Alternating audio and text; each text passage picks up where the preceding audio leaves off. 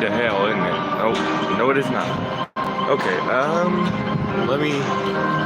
I'll just have to put it on the bed. I got a step ladder, and I put the camera on the step ladder, and then everybody can see everything. I never don't not. Okay,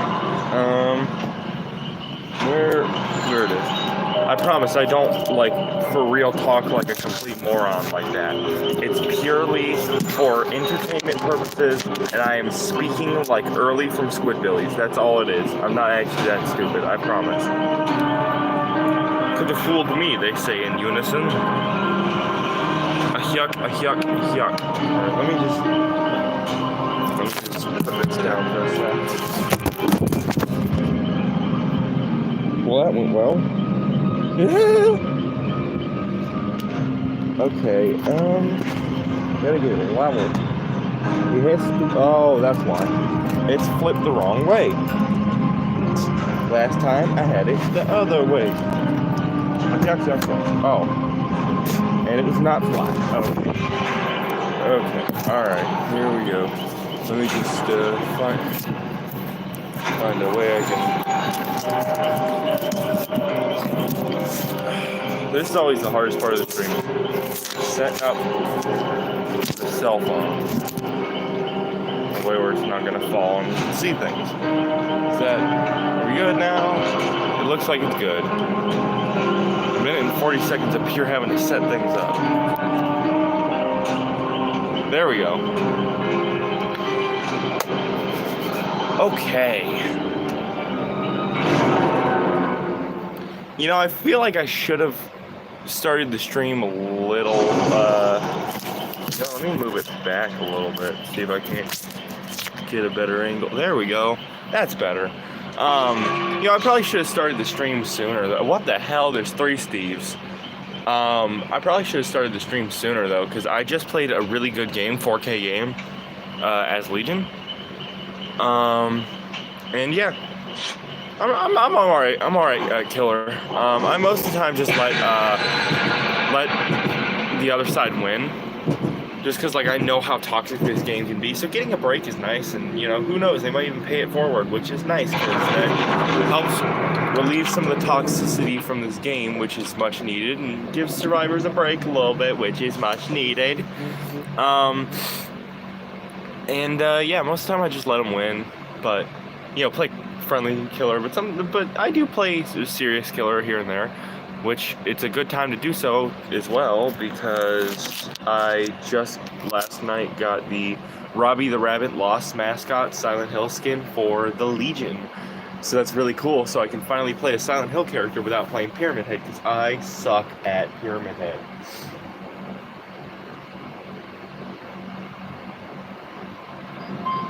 Oh god, I hate Lambkin Lane with the new changes. Like, they said, like, oh, it's so Survivor side. I thought it was, excuse me, very evenly sided, before the rework. Because, yes, it was, you know, not great loops and all that. And sometimes the killer could get infinite looped. But thing is, you could find patrol gens so easy. You know what I'm saying? Like, Killer, it's like Haddonfield used to be really easy. Like, you could just patrol gens real easy, no struggle, nothing like that, right? But now you can patrol gens even easier with minimal, you know, fighting back.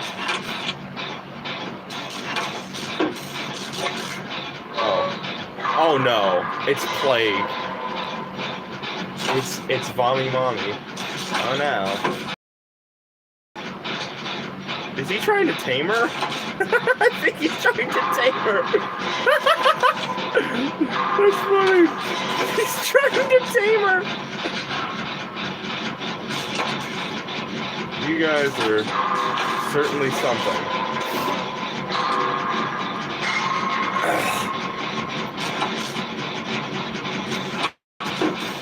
Who knows, I might play a game killer after this, just to show off my skills.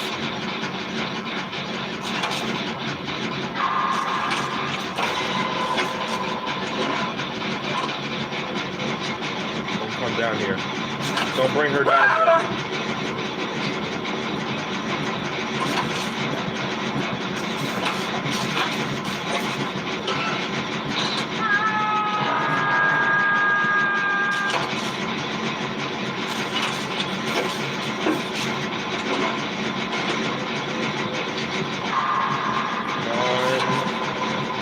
Few more seconds. Yippee. Okay, onward.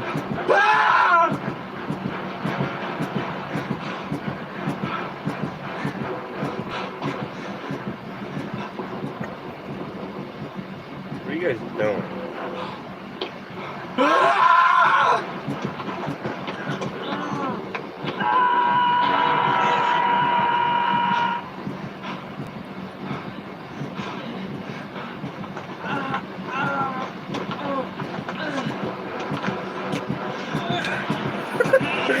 Let them go for flashy saves they're not gonna get.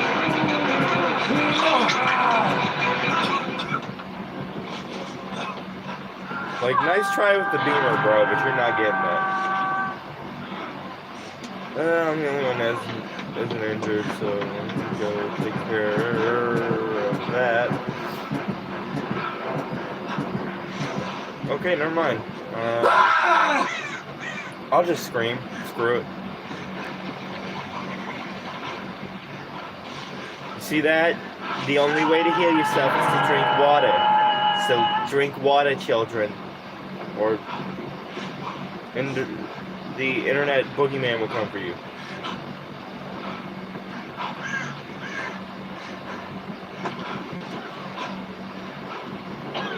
Just gotta find a bush here. Okay.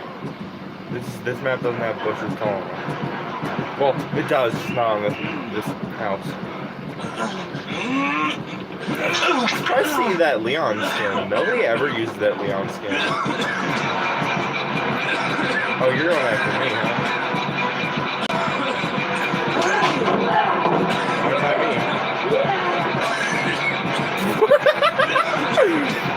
That's funny. I'm not good at stunning killers, so hearing whatever the hell she just said was funny. Damn, she still hit me. I tried to fake out. All the text that you have on PCs, on consoles, is non-existent. Why are you just walking straight into a pallet, bro? I'm assuming, yeah, she's ignoring. Oh god, no! She's ignoring the pallet. Damn, I thought I had enough forward momentum. I'm gonna troll a little bit. See if she... Oh, she picked me up. I was gonna see if she'll do that thing where like, they try to get you, but they just keep vaulting over. Is that a gumball machine? Is that a goddamn gumball machine? Mordecai and Rigby? Get your teammates off the hook or you're fired!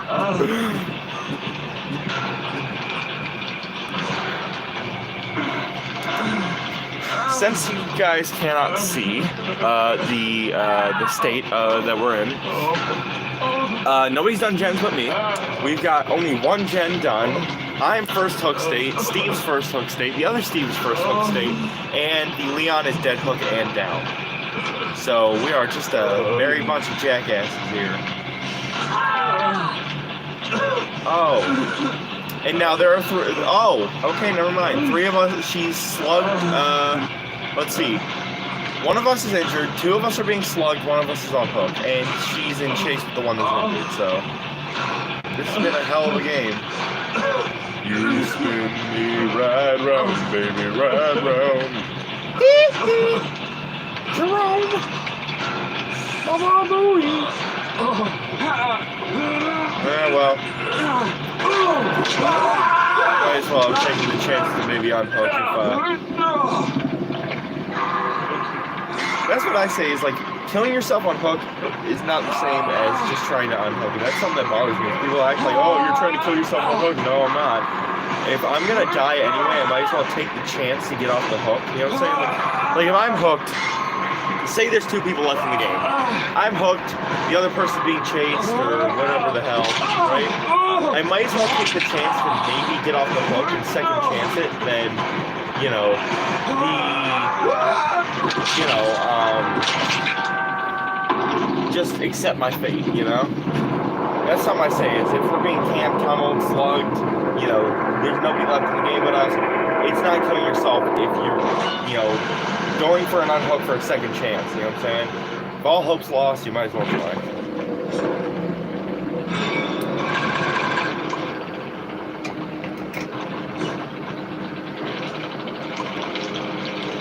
I'm max level Eerie right now for Survivor.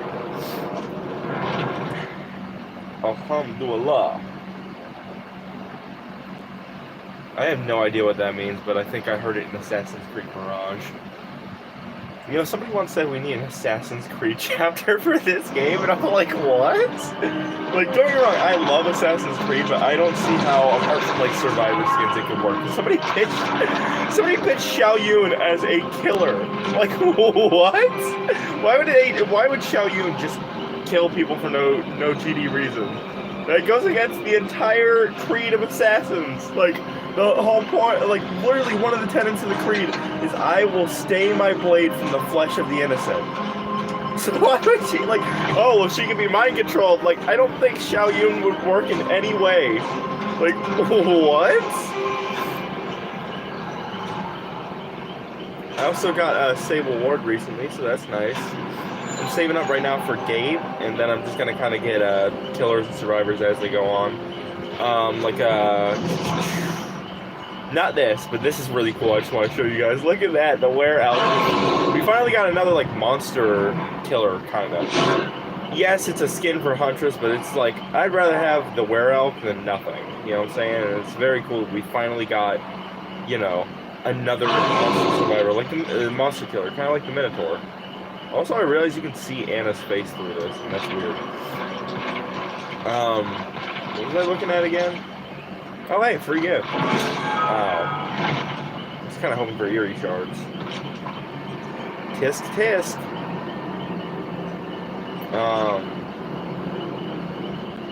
I don't even remember what the hell I was looking at anymore.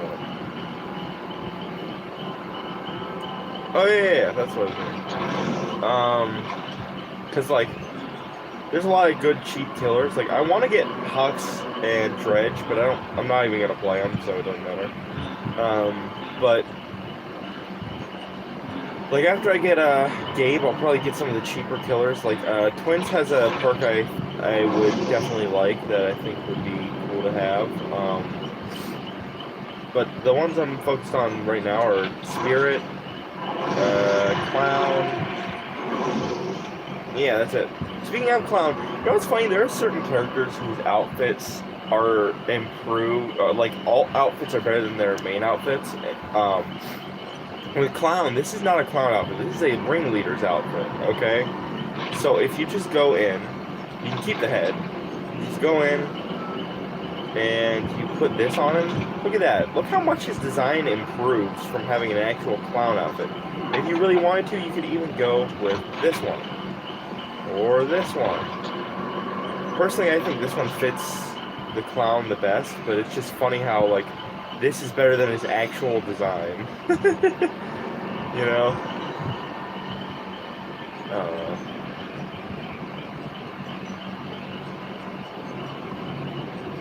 This looks alright too, I guess, but it is just a recolor. Really, I just think, like, as, like, clowns go, that, where is it? Oh, well, not the head, but this outfit's just better, you know? Just take that and you can put on really any of these. You can put on this one if you wanted to. Not that one. This one if you wanted to. This one. Really any of them. It's just funny how his, like, alt outfits are better than his actual outfits. Okay.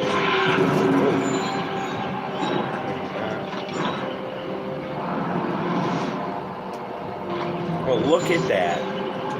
Ba ba boo.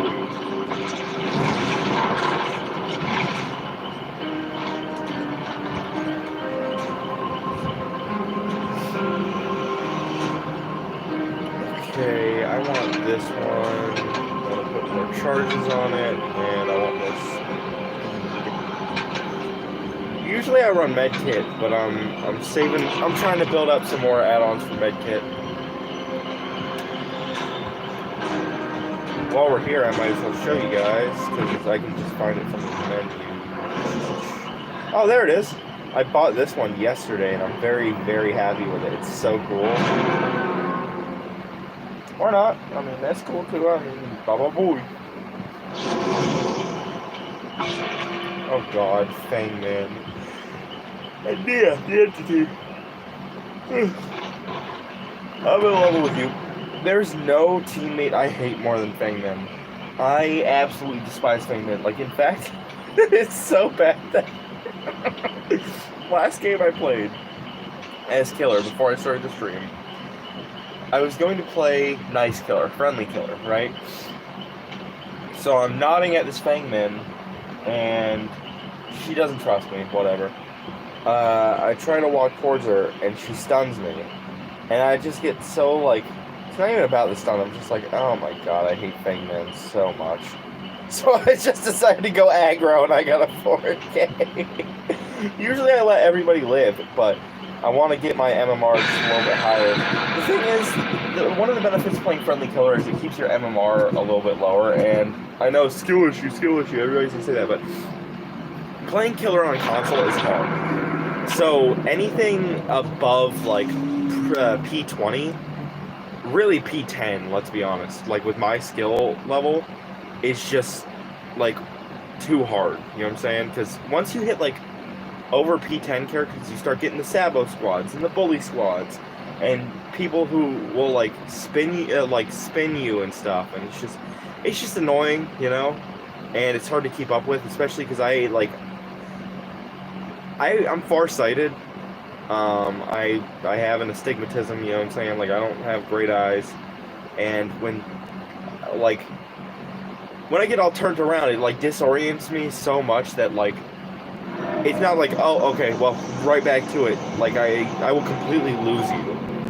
And so keeping my, you know, my MMR at, like, P10 players and a little bit higher is just ideal for me, because then I can play, I can still have fun while also having, like, good survivors, you know what I'm saying? Like, I can't beat a bunch of juicers and it'll become very unfun, but playing a bunch of casual players, because I'm also a casual player, is fun. So, you know, I try to keep my MMR at a level where I can actually, you know, play casually. So that's one of the benefits of, you know, being a mostly friendly Killer main is, well, I'm not a Killer main, but saying when I play Killer, I play friendly Killer, is it keeps my MMR at a level where I can play casually.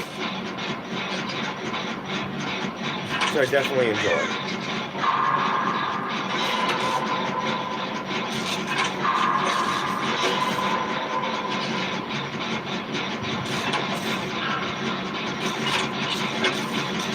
Plus, it's more, I feel like it's partly more fun playing friendly Killer than it is aggro Killer. Both are fun, but one's more fun than the other, because, like, with friendly Killer, you get to goof around with survivors and have fun interactions and stuff. With, you know, with aggro Killer, it's like, you know, I don't know, it's just, you don't, apart from people trying to tame you, like give you their items, or nod at you, or turn you friendly, there's really no, you know, come on, just a couple more seconds.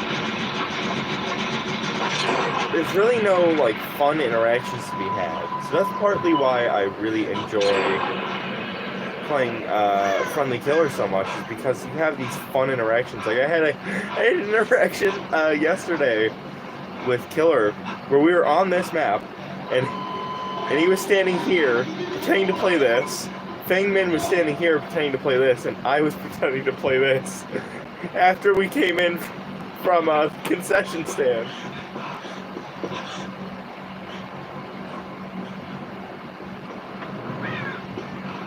We were just beat booping, you know what I'm saying? Like this. And it was so fun.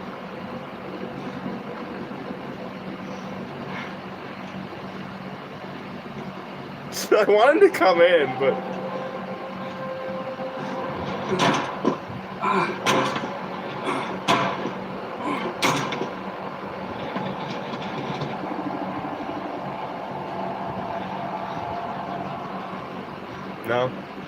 it's not gonna happen.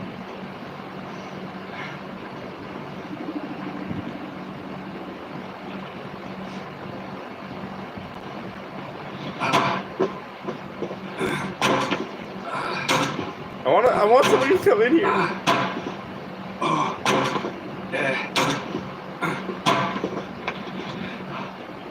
want the killer to come in so I can tame him. I guess it's not gonna happen.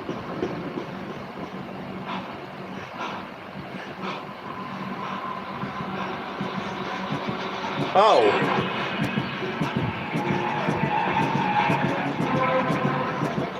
Come on!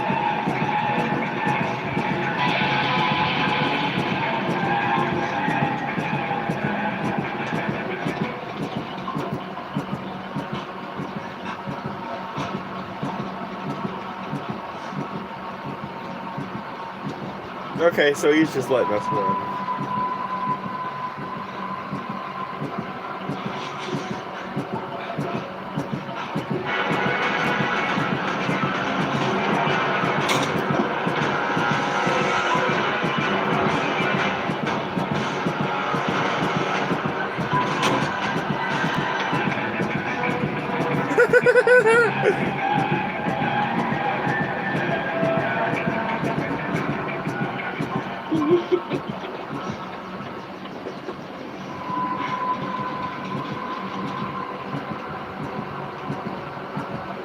Oh, they left me. You guys suck.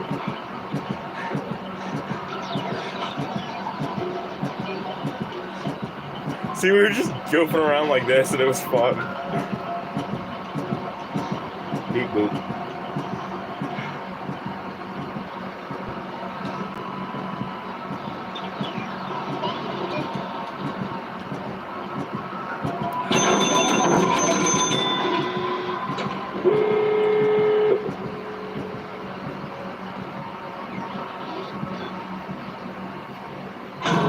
Oh, hey, somebody liked the stream.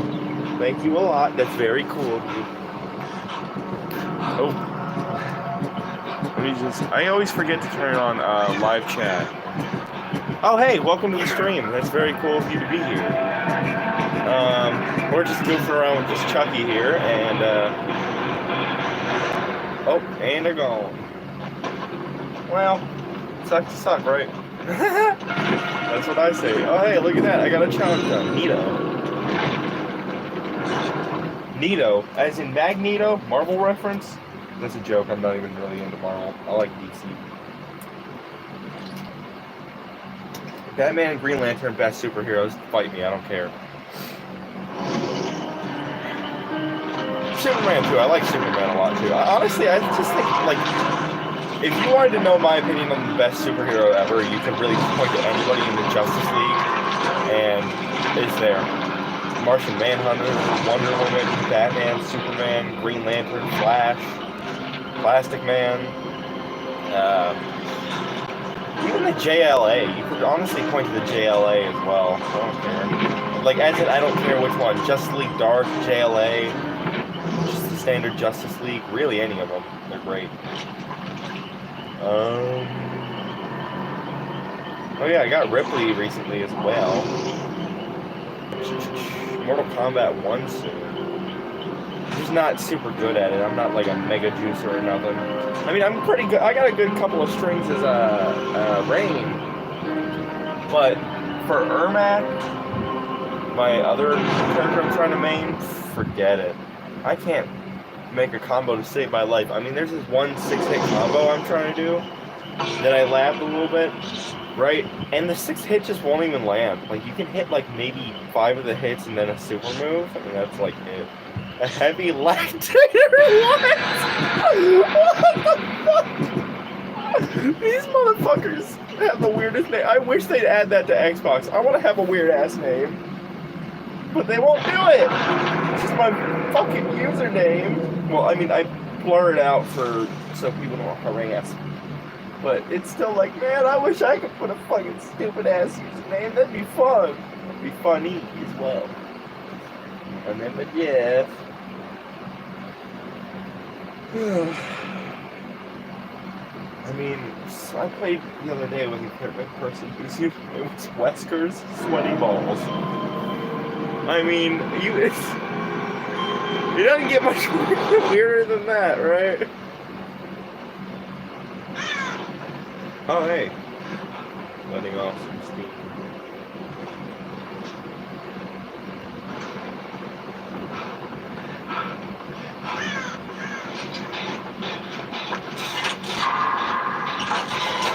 Oh god, it's ghosty. Damn, already?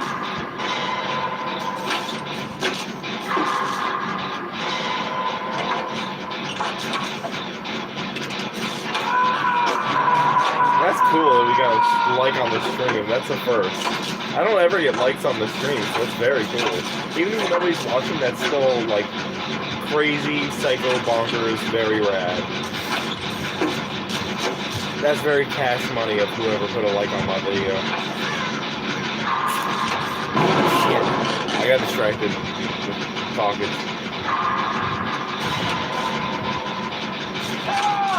Oh.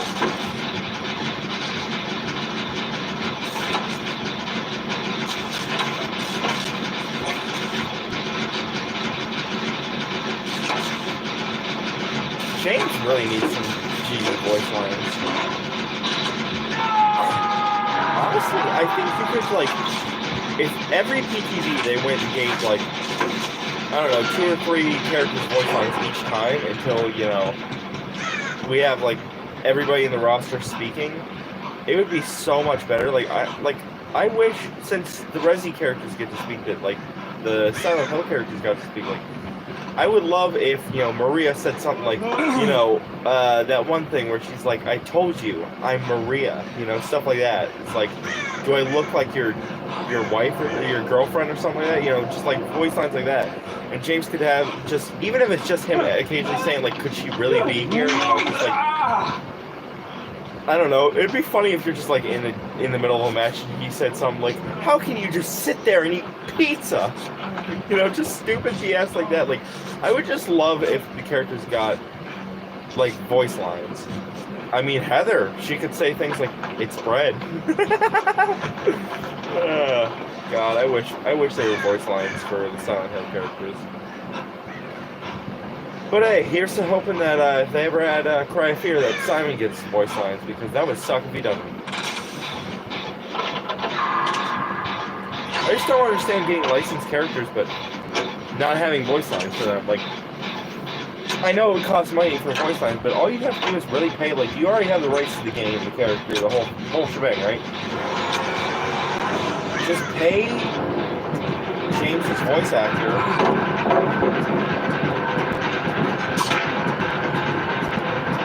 And oh shit! Just pay James's voice actor. And make a deal with the company, and then boom, you've got voice lines.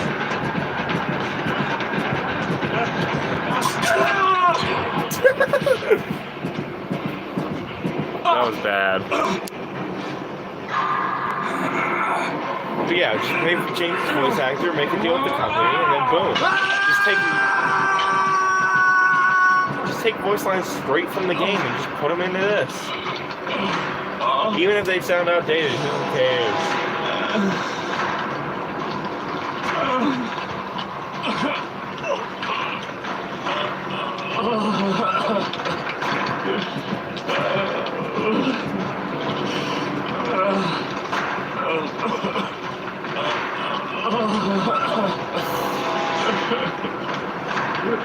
What are you guys doing?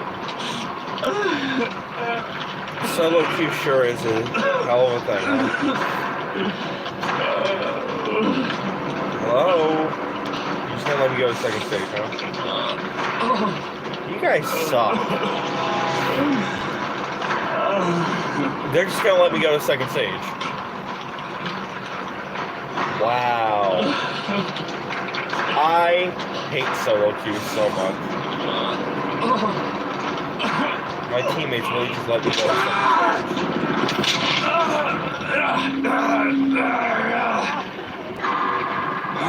He took the dude who just wiggled out to come get me. Wow. Just wow.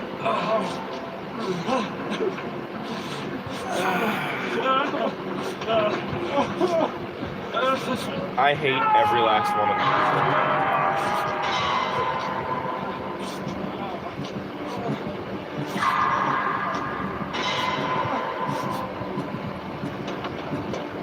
As a solo queue survivor, I gotta say, we really suck.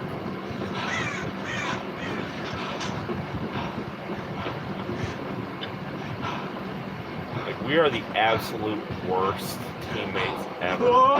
I try to be a good teammate, but, you know, I'm not always perfect when it comes to being a good teammate, you know what I'm saying? But these people, they're awful.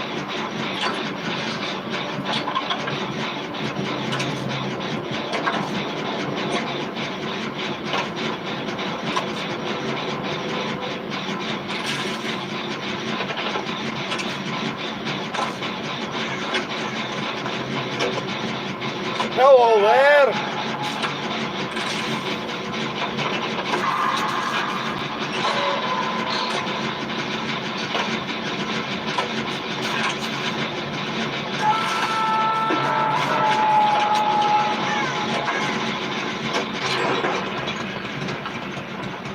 Excusez-moi.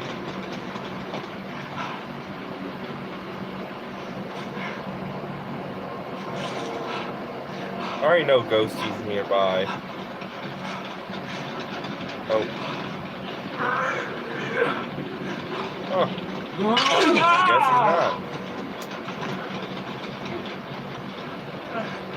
I changed my purse around a little bit since getting Ripley to Prestige 1.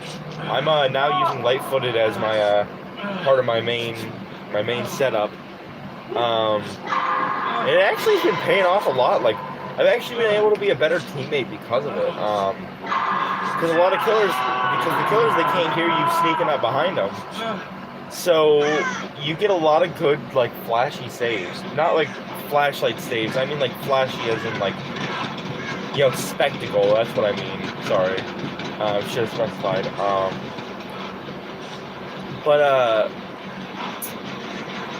It's just great. Like, yesterday I had a game. Naughty Bear Trapper. And,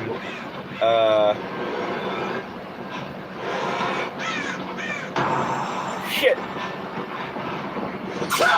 Fucking hell. Damn. Well, sucks to suck, that's what I always say. Oh yeah. Of course, I forgot they let me get to dead hooks for no reason other than because they're assholes.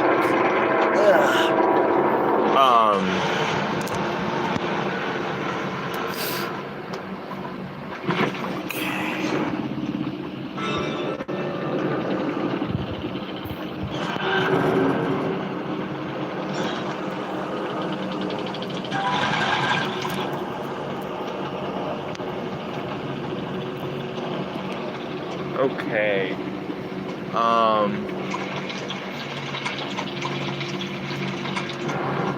I guess we continue on forward march into another match. Yeah, I think I'm gonna get it downloaded again soon. And oh, hey, welcome to the stream. I think I'm gonna get it downloaded again soon and play it for stream one of these days. The Grey Hill Incident. It's a survival horror game with like oh, they're gone. Whatever, with classic gray aliens. And it's really cool because there's no way to defend yourself in those games. Kind of like Amnesia. Well, you kind of do, but you kind of don't. Because they give you a gun, but the whole game only has like 9 bullets. And it's not worth it to use the gun. Because the gun attracts more grays, right? So your only real way of defending yourself is a baseball bat. The baseball bat only stuns them for a little bit. And if they catch up to you, they try to abduct you. and if there are other aliens nearby, they'll help, and that makes it harder to resist the abduction. So yeah, I think it'd be really cool to play that for stream one of these days, because I've been wanting to replay it. It's only like a 2-3 hour game anyway. But yeah, I'd love to play the Grail incident for the channel. I think it'd be really fun. I think it'd be a good time, and it'd be cool to, because this is my way of doing like gaming videos. Because it's the only way I can do like longer like videos, like have things go up on my channel longer than like 5 minutes. You know what I'm saying? This way I can put up like 30 minutes, an hour, whatever, of me gaming. You know what I'm saying? It's like gaming videos, but it's a live stream that goes up as a VOD. But yeah, I think that'd be really fun to do on stream one of these days, because I love gray aliens, I love, you know, alien invasions, I love all that, and I love survival horror, and it'd be fun to play on the game to give it more variety, because I do play majority Dead by Daylight on this channel, because a lot of the videos I do are on Dead by Daylight, and it's my favorite game, just because, like, that's another thing I've always, like, heard in discussion, is like, oh, why, you know, well, you could play Killer Clowns, you could play TCM, or you could play, you know, whatever the hell else, because, like, TCM is on Game Pass, but it's like, why would I want to do that? You're playing one franchise, right? I do not like TCM or Killer Clowns enough to play just those games. With DVD, you get to play, like, every horror franchise under the sun in one game, you know what I'm saying? Like, why would I want to play TCM when I could play against Leatherface in this? Yeah, I could play against Freddy Krueger in this. I could play against Pyramid Head. I could play against Nemesis. Alien. There's so many characters in this game. It's like, why would I want to play something else? Like, this game has, like, everything.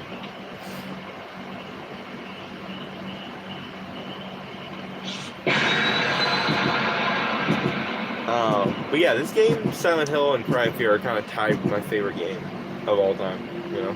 Because it kind of depends on your definition, because Cry of Fear and Silent Hill are like my favorite story games. But DVD is my favorite game to play just in general. Like, I play this game more than anything ever, right? Yeah, it's just I really just kind of enjoy both. But I'd say, like, my favorite story games are, like, in no order. It's like Silent Hill, Cry of Fear, Dante's Inferno, Alice Madness Returns, and The Evil Within. Because those are games where I played it and it was not just a video game, it was a piece of art, and it made me feel something, you know what I'm saying? I loved those games. Like, I actually was lucky enough to get Alice Madness Returns for $1.99. Can you believe that? $1.99 on sale. It was great. I own the game. It's amazing. Oh, Prototype. That's another one. I fucking love Prototype. It's like Infamous, but edgier and excuse me, on Xbox. It's one of the greatest games I've ever played. It is like so much like. Is it the most complex or meaningful story in the world? No. But it's like, it's dumb. Oh shit. Whoops. It's dumb, brutal fun, and I love it.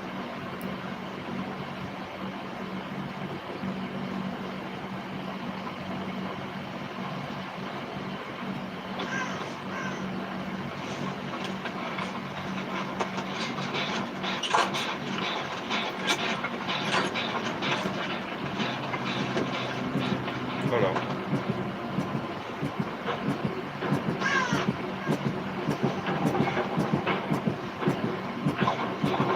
I think it's Oni.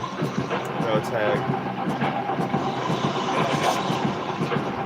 Oh shit, she sees me.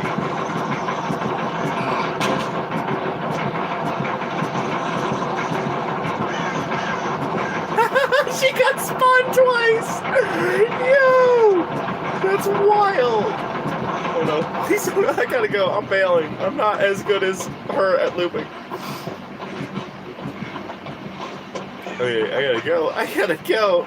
She's looping the shit out of this Hag for real. Sorry, I'm getting excited. But yeah, Prototype, I would love to see get in this game as a skin or something. But Prototype is just dumb, brutal fun, and I love it. Like, I think the story is not the greatest, but it's not as bad as everybody says. Especially if you read the comics, like everybody's like, oh, you know, he's a villain, he's a bad guy, he's you know, blah, blah, blah. But it's like he's really more of an anti-hero than people give him credit for, because Alex Mercer is in the second game, yes, he's a villain. In the first game, he is very much an anti-hero. People are like, oh, like, he kills people. He kills people in Prototype. He consumes innocent people. It's like, yeah, that's what an anti-hero does. They kill innocent people, usually for the greater good. They're like, well, he's the virus. He doesn't want them to stop the virus. It's like, on multiple occasions in the games, he helped them stop the virus. Like, the only reason that he destroyed the white light, which is why everybody, like, who clearly hasn't played the game says, like, he wanted to, like, stop them from destroying the virus.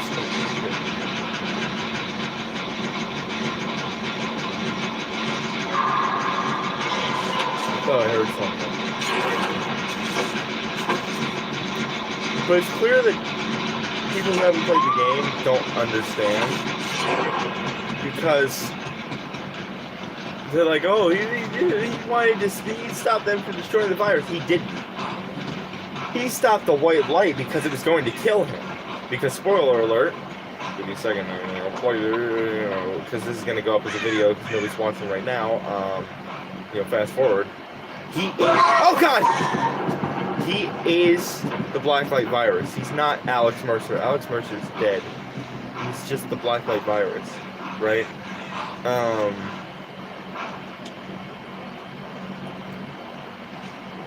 But he only stopped the white light because it was going to kill him, right? Which is a very understandable reaction.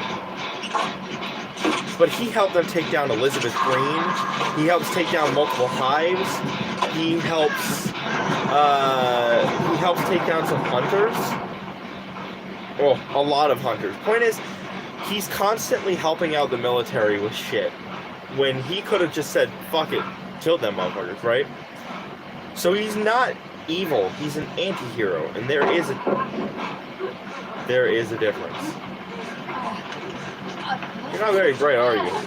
Which one are you? You are Zarina. I don't ever see anybody play Zarina ever.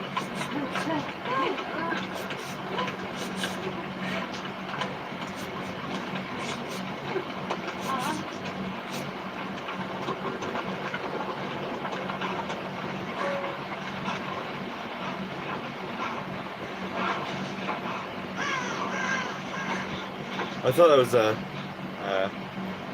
trap.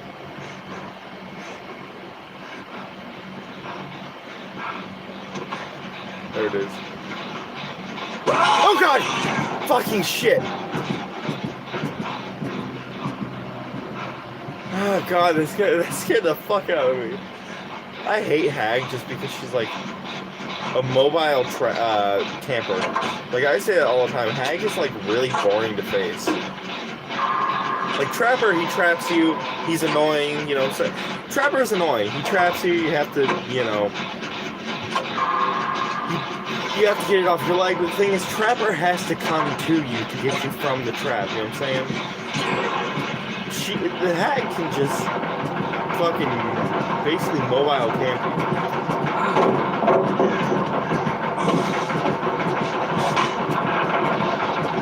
Like, Hag can just basically camp from anywhere in the map without having, like, consequences, you know what I'm saying? Shit. She is mind gaming me and throwing these pallets, it's bad.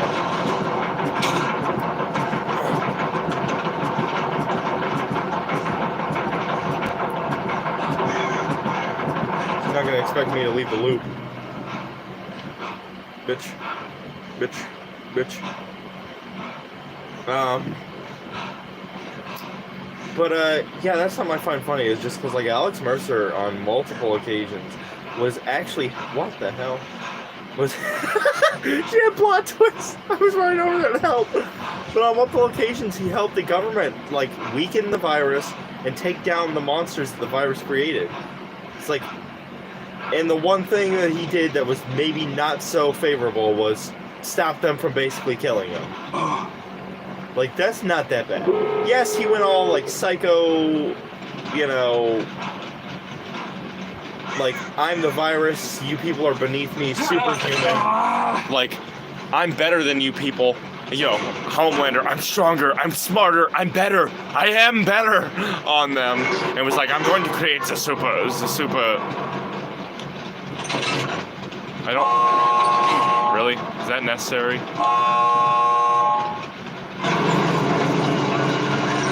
I'm leaving. But in the first game, at least, he was very much an anti-hero. And it's funny because people are like, oh, well, in the video game he does this, in the video game he does that. But it's like, you know, if you also read the comics, you'd also see more of his anti-hero nature. I mean, he literally tries to expose the government in the prequel comic I have for creating the Black Light virus, tries to save people. Literally, like, he goes to this newscaster they were going to kill, he stops them from killing him, and then, like, talks straight to the camera, exposing the government cover-up they were doing. That doesn't sound very much like somebody who doesn't care about humanity and all that BS that people say Alex Mercer does to me. Sounds like anti-hero stuff to me. But, you know, how would I know any better than the average person who hasn't played either of the games? You know, I'm just a big fan of Prototype. I can even prove it.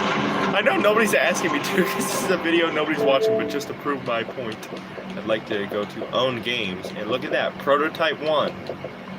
And if we go down a little ways, there's, where is it?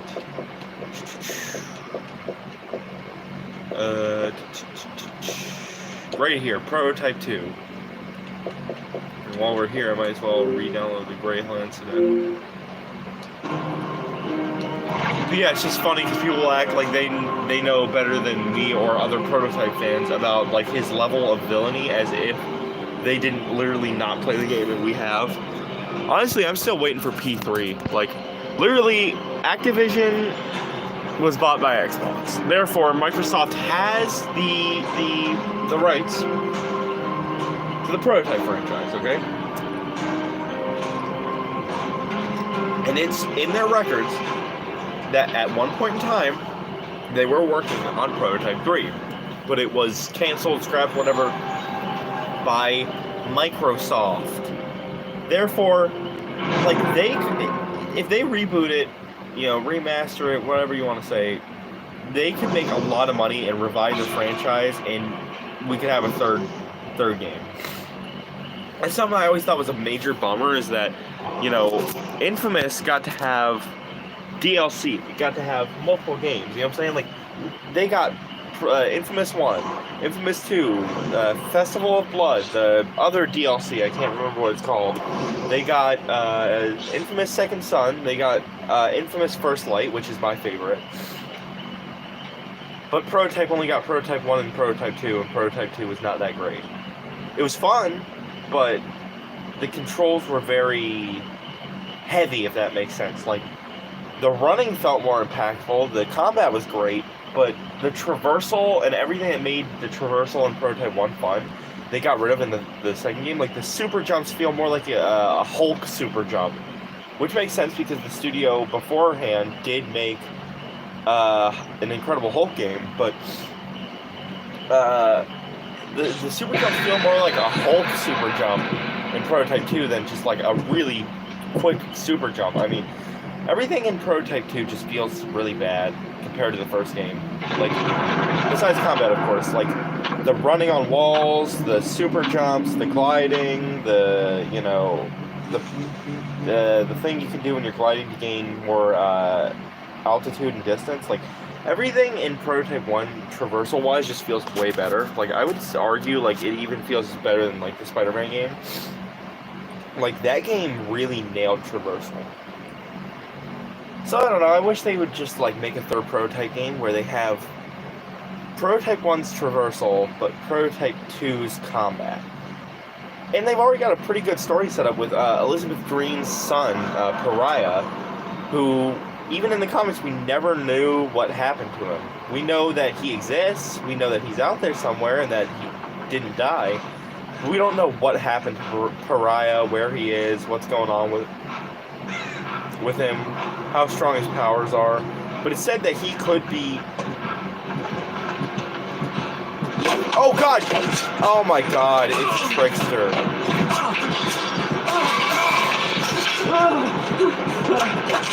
Oh my god, Trickster is so unfun. Everybody always says like, oh, skill issue, skill issue. But it's really not a skill issue. It's really just bad design, boring killer.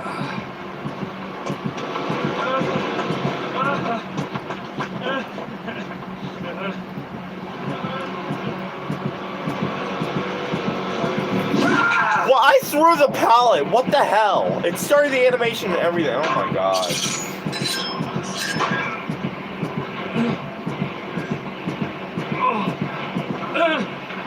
I don't know. I think he needs a rework, honestly.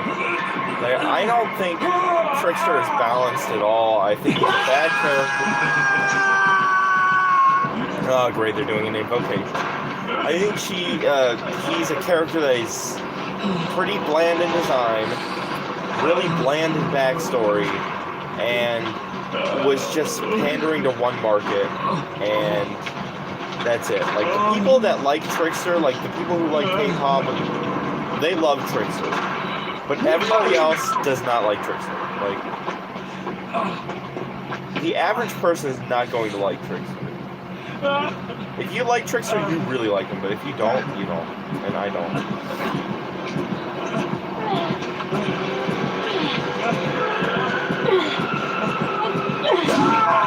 Well, I was worth a shot. I thought he was going to stab him a lot faster.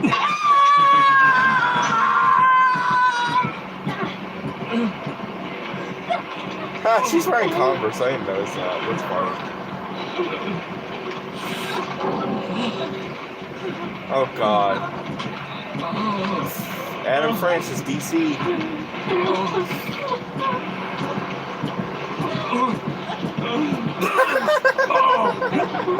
I'm sorry, I just thought it was so funny. So in Adam Francis' lore, he is from Rollington, Kingston, Jamaica, right? Which made me think. Imagine if they gave him voice lines, and when he got hooked instead of screaming, he just yelled, "Bomba class!" I mean, it doesn't make sense to scream ass rag when you get hooked. I mean, it would be funny.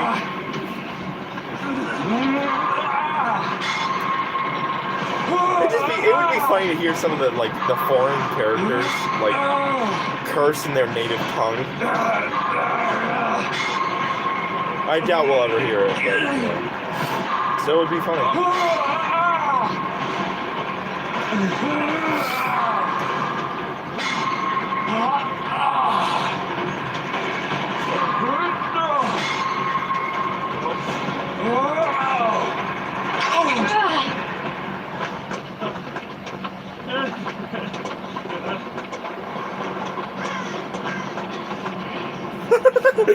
Yo, how unfun Trickster is, it reminds me of this thing I saw a while ago. It was a meme. It was like, I hate these fucking thoughts. It was like, how to counter Trickster. Step 1, DC. Step 2, wait out the DC timer.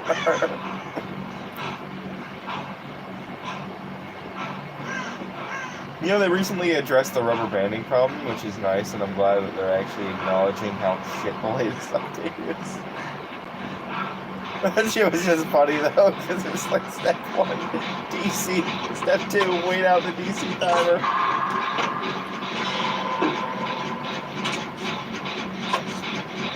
Step 2, wait out the DC timer. I'm sorry, I don't know why I'm laughing about that.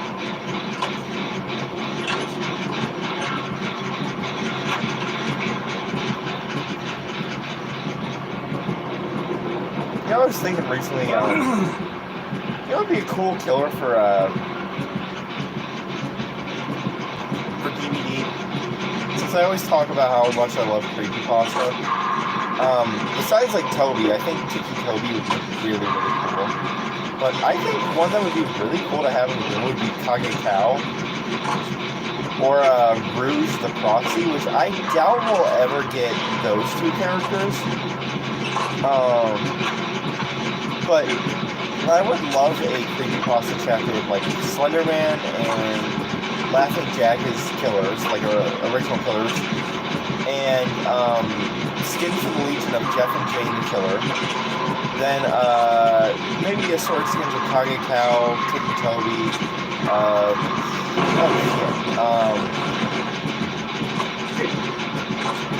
I'm trying to think. Seed Eater would be cool. Oh shit! Damn it! I got distracted. Hi, welcome to the stream. I don't know. It'd just be cool to see some of. Oh, please no! Please God no! Oh, shit. I don't care. I'm quitting. I don't know. I would love just a creepypasta chapter with assorted skins, couple killers. It'd be pretty baller. I don't know. It's so cool having somebody in the stream. I'm not used to this. Usually people come and go, and I just kind of talk, because eventually they go up as like VODs, like posted to the YouTube channel, like a long gaming video afterwards. But yeah, it's really cool having somebody in the chat.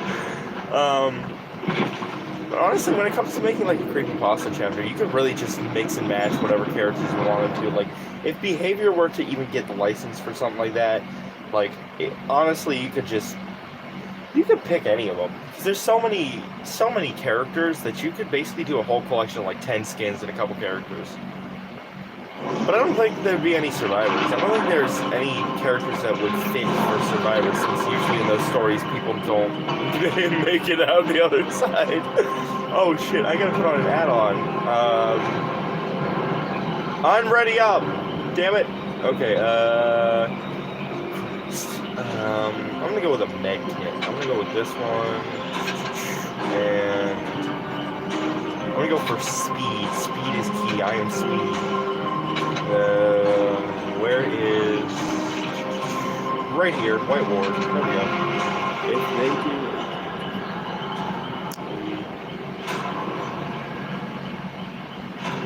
Honestly, I really hope it's possible too, because I've been a fan of creepypasta since I was like, I don't know, like 4 or 5. Whenever Slender in the 8 Pages came out, I watched it on Mark's channel, because not to flex or nothing, but I've been a fan of Markiplier since his first video, where he posted Amnesia: The Dark Descent.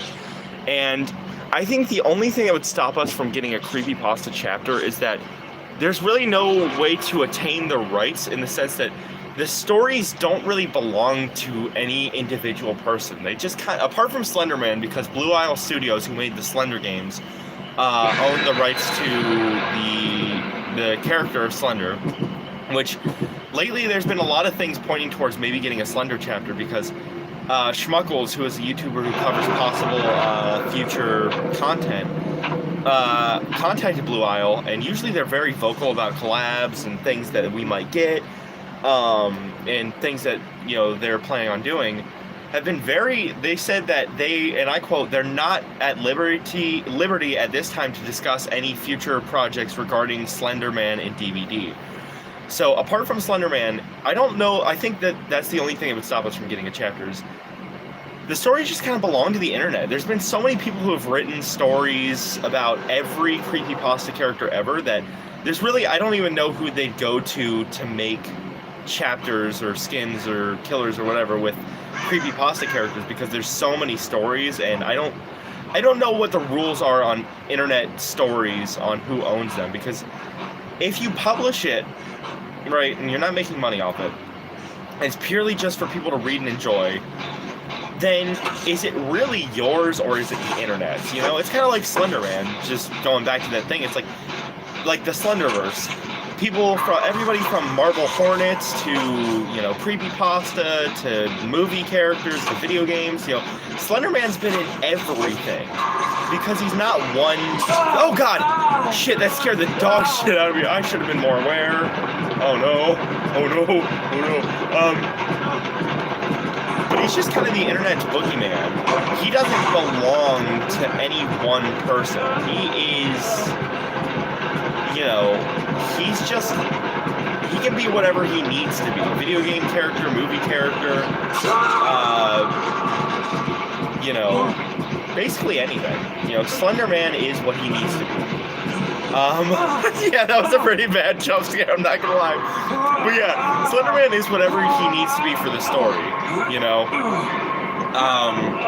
So, in my eyes, if you create an internet boogeyman, like a creepypasta character, they're kind of free reign, you know? Especially because, not to shit on them, because I love a lot of those stories, but they were not the most well-written pieces of fiction, given that they were usually written by, you know, children.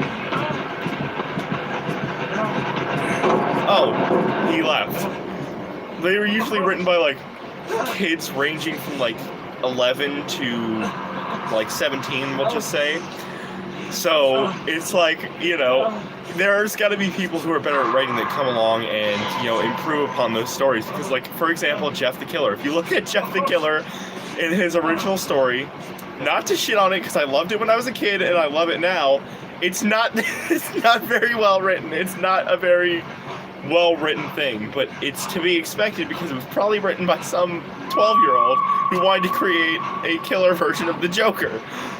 Not to talk shit, because I love that story, but it's just, I don't know, I'm sorry, I get very rambly when I talk. Point is, I don't think there's really a way to get rights to an internet boogeyman, because internet boogeymen are for everybody's use, so honestly, I think the only thing that would stop them from doing a creepypasta chapter is not really knowing who to get the rights from. I love that that you're still watching. That's crazy. I really appreciate it. I've never had anybody watch this long, probably because, like, there's plenty of people who stream DVD on YouTube that you can watch that, like, you know, have a proper setup without, you know, like, this is just a camera of bad quality pointed at a TV screen. So I understand why people wouldn't want to watch my channel compared to, like, other, oh shit, I didn't have my hand on the controller, damn it. I swear, skill checks always pop up right as you take your hand off the keyboard, controller, whatever. But, like, compared to other people's quality of live streams, it's just, like, I understand why people would want to choose somebody with a better setup than mine, but it's still cool when people pop in and watch, and it's a very cool feeling. That's really all I can say is you know, I bring the vibes, I guess, you know, I try to bring energy and authenticity, not to sound pretentious. But yeah.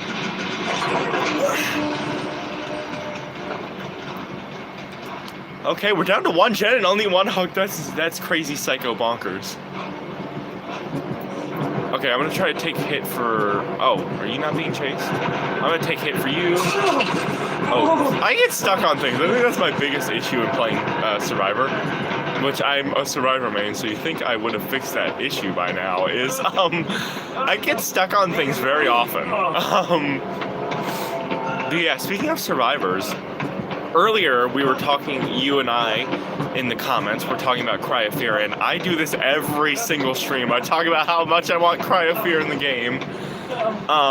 I wish they'd add Simon. Simon would be my, like, secondary main from James if they added him. And I really hope if they add him, because I was talking about this earlier, I really hope he gets voice lines, because I feel like with characters like James, I feel like they should just pay his voice actor, you know, talk to Konami and get his voice lines in the game, even if all he said was, could she really be here? You know, just like one or two quotes from Silent Hill. Oh, hey, there they are, and I can go work on that gem with them.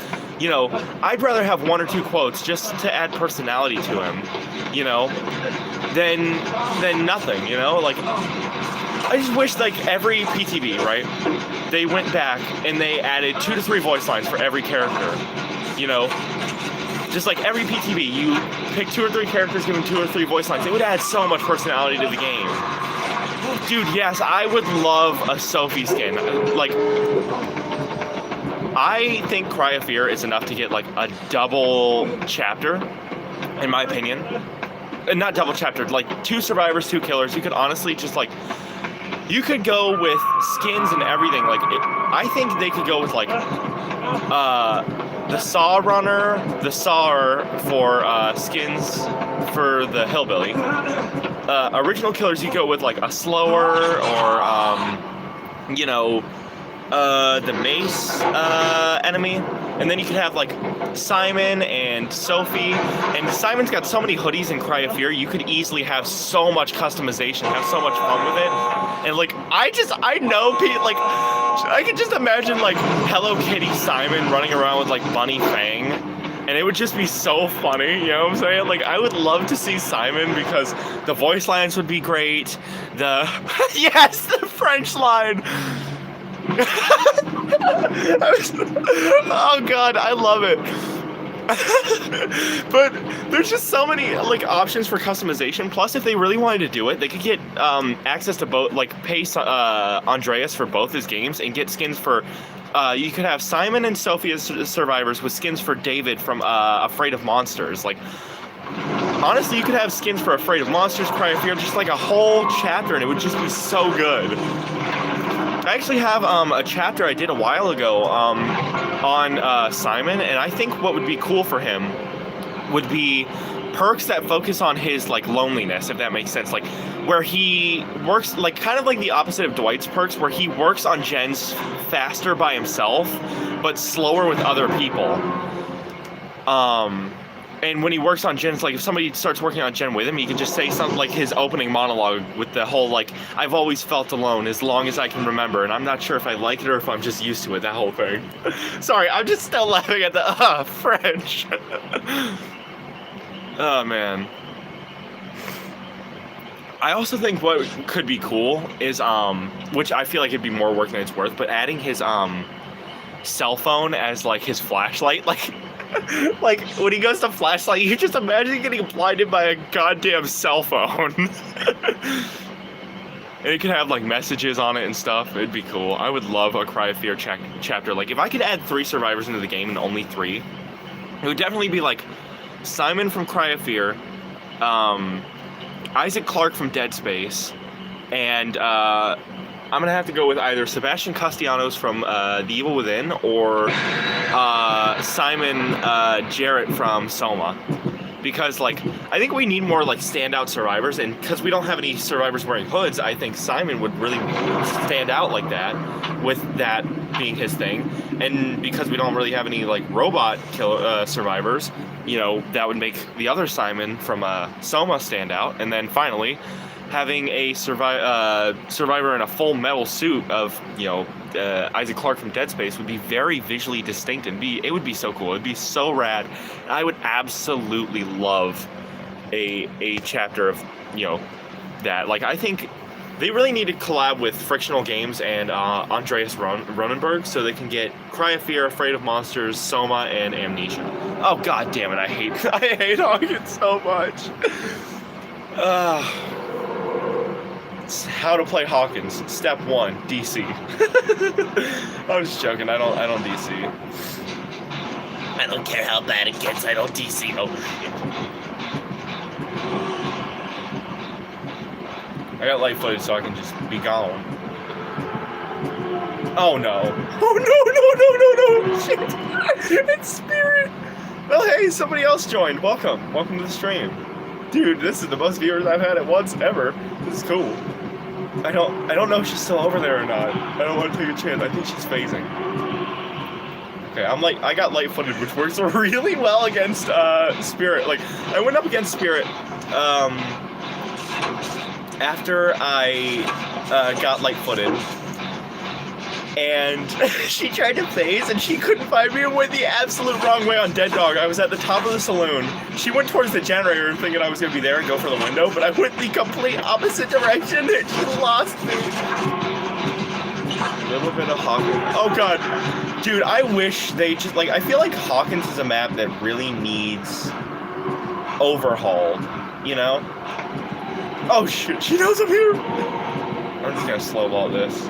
Because if I fast vault, I'll lose my light-footed, and that's really good against Spirit, as I have said like 3 times. Honestly, I wouldn't mind if they made some of Hawkins outdoor. I think it'd be cool. Like, I think if they did that, they could rework it to be like the Midwich map, where like it's, you know, I haven't seen Stranger Things. I'm not a fan of Stranger Things, so I can't really speak on like what they could do for it. Was it in here? It's in one of these rooms. screw it, I'm just gonna go upstairs. Make her have to make a longer detour to kick gens. Spreading out is the way to go. But I can't speak on what areas, but I think if they just gave it like a courtyard, parking lot, something like that, it could be really, really good. Like, for example, I watched this Five Nights at Freddy's chapter concept with actual like gameplay and everything. It was like fan-made gameplay from this one channel. And they incorporated the map where it was like a mostly outdoor map. The main building was Freddy Fazbear's Fright, sorry. And the outdoor area was just like regular like outdoor wooded area. And I think that would be cool for Hawkins to have like some outdoor areas with Hawkins being like the main building, you know what I'm saying? Because this map, like, we gotta face it. This map is complete. It's not good. Let's just say it's not good. But yeah, I think they could do something like that and make it work. And yes, I am one of those people that does want Five Nights at Freddy's in the game. I am a huge Five Nights at Freddy's fan. I would love to see it in the game. It was one of the first pieces of media I ever got into. It was actually funny. I could tell you the exact order I got into horror. It started with Amnesia. Amnesia was the first piece of horror I ever watched. Then I watched Slender, the 8 Pages, which led me to Slender Man creepypastas, which got me into creepypastas, which was my first like major horror I was into. And then after that, I got into Five Nights at Freddy's and Bendy and all that. About like last year, I started getting into survival horror, and I've been hooked ever since. So, yeah, I'm a major horror gaming fan, and I think Five Nights at Freddy's gets unnecessary hate when it comes to being in the game, and I think it would be really cool. That's something that always made me laugh, though, when people are like, "Oh, it's too silly to have a mascot, a serial killer in a running mascot suit." You know what I'm saying? Like, people who say that Springtrap wouldn't fit in the game clearly don't know the game, because he's literally a child murderer in a rotting rabbit suit that he used to kill the kids. So it's like, doesn't sound too kid-friendly to me. But it's funny because with the Mr. Puddle skin for Clown, or the Robbie the Rabbit Silent Hill skins, it's like the DVD community is like, oh yeah, that's fine, a rotting rabbit costume with a serial killer inside, or a rotting elephant costume with a serial killer inside is fine, but an animatronic suit, oh no, that's too bad. No sir, that's too silly. Honestly, you're gonna have to bear with me because I love so many, like, I'm a huge fan of the games, so I gotta say, it depends on the category, right? So if we're going on atmosphere and aesthetics, 2. 2 is my absolute favorite when it comes to atmosphere. It's like, I get so immersed in Five Nights at Freddy's 2. Five Nights at Freddy's Sister Location, to me, has some of the most fun and engaging gameplay. But when it comes to overall, just like start to finish, just like fun, I would have to say Pizza Sim. Because I love the Tycoon, like, I would love, like, a full-on, like, longer Tycoon... Oh, shit. She's phasing. I would love, like, a longer, like, Tycoon section. Like, a game mostly... Obviously, it was focused on the Tycoon aspect in, Pizza Sim, but I mean, like, one with, like, a full-on focus on... oh shit, god damn it, oh my god, with a full-on focus on, like, where the main part of the game is the Tycoon bit, like, kind of like free roam, oh shit, like a free roam, like, security breach style game, but with Pizza Sim's Tycoon aspect. I think that'd be really fun, and it'd be really cool and really engaging.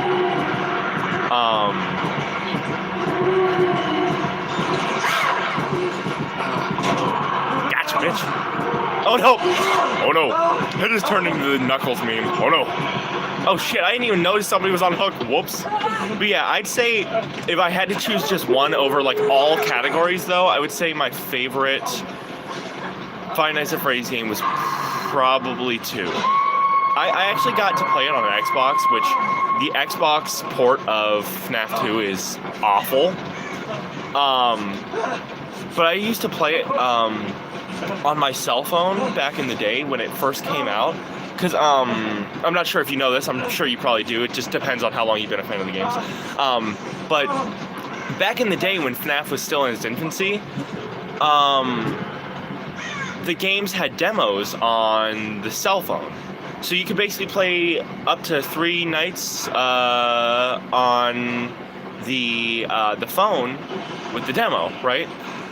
And I love Five Nights at Freddy's 2 so GD much when it came out that I downloaded the demo, which the demo was only like one night, I think, and I would play that over and over and over and over. Literally, like, I would play the demo for Five Nights at Freddy's 2 like for like hours every day, even though it was literally like none of the animatronics really showed up on night 1, just because I loved it so much, and that was really all that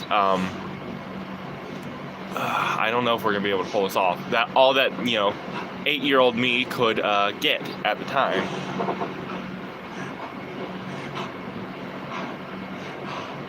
Dude, I absolutely love Sister Location. I thought Sister Location was so fun. I actually bought the port of Sister Location for the Xbox. I've got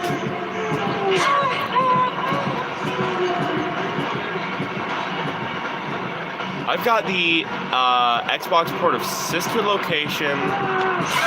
I've got the Xbox port of 2, and I've got Help Wanted. Help Wanted is the only one that actually plays good. Like, Help Wanted is so fun. It plays good. I don't know. I'm sorry. I get very... I know I keep apologizing for this, but I'm sorry. I'm very rambly. Like, when I start talking, I don't shut up.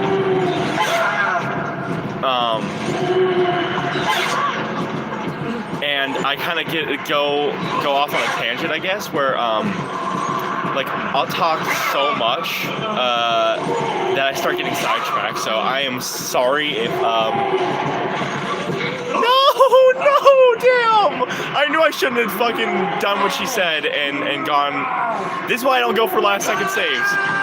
Because if we're, this is something I get messages for all the time at post game. People will get so mad at me for not saving them. It's like, either way one of us is gonna die, I might as well just take the leave. Like, my MMR is bad, I suck at the game, so, I might as well take the leave.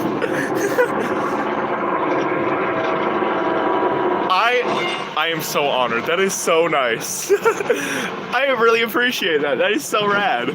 I got ADHD, so I'm very rambly. So like when I start talking, I info dump, and especially because I'm used to just talking to myself on these streams, and when I start info dumping, I'll just start like especially when I'm talking about DVD, like it'll start with DVD, then it'll transition into Silent Hill, which will lead me to talking about Cry of Fear, and then on and on and on until I talk about every survival horror game I have ever played ever and why I like them.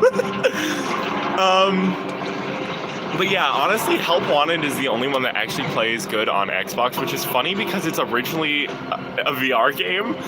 But it's kind of cool because you can switch between, like, look around as much as you want to and, use the bumpers to look around.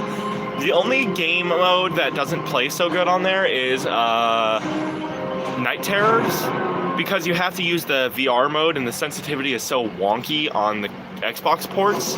So it's like you are going to get jump scared by Bonbon or Bonnet every 5 seconds. And it's just, it's so bad, but it's fun. I love it.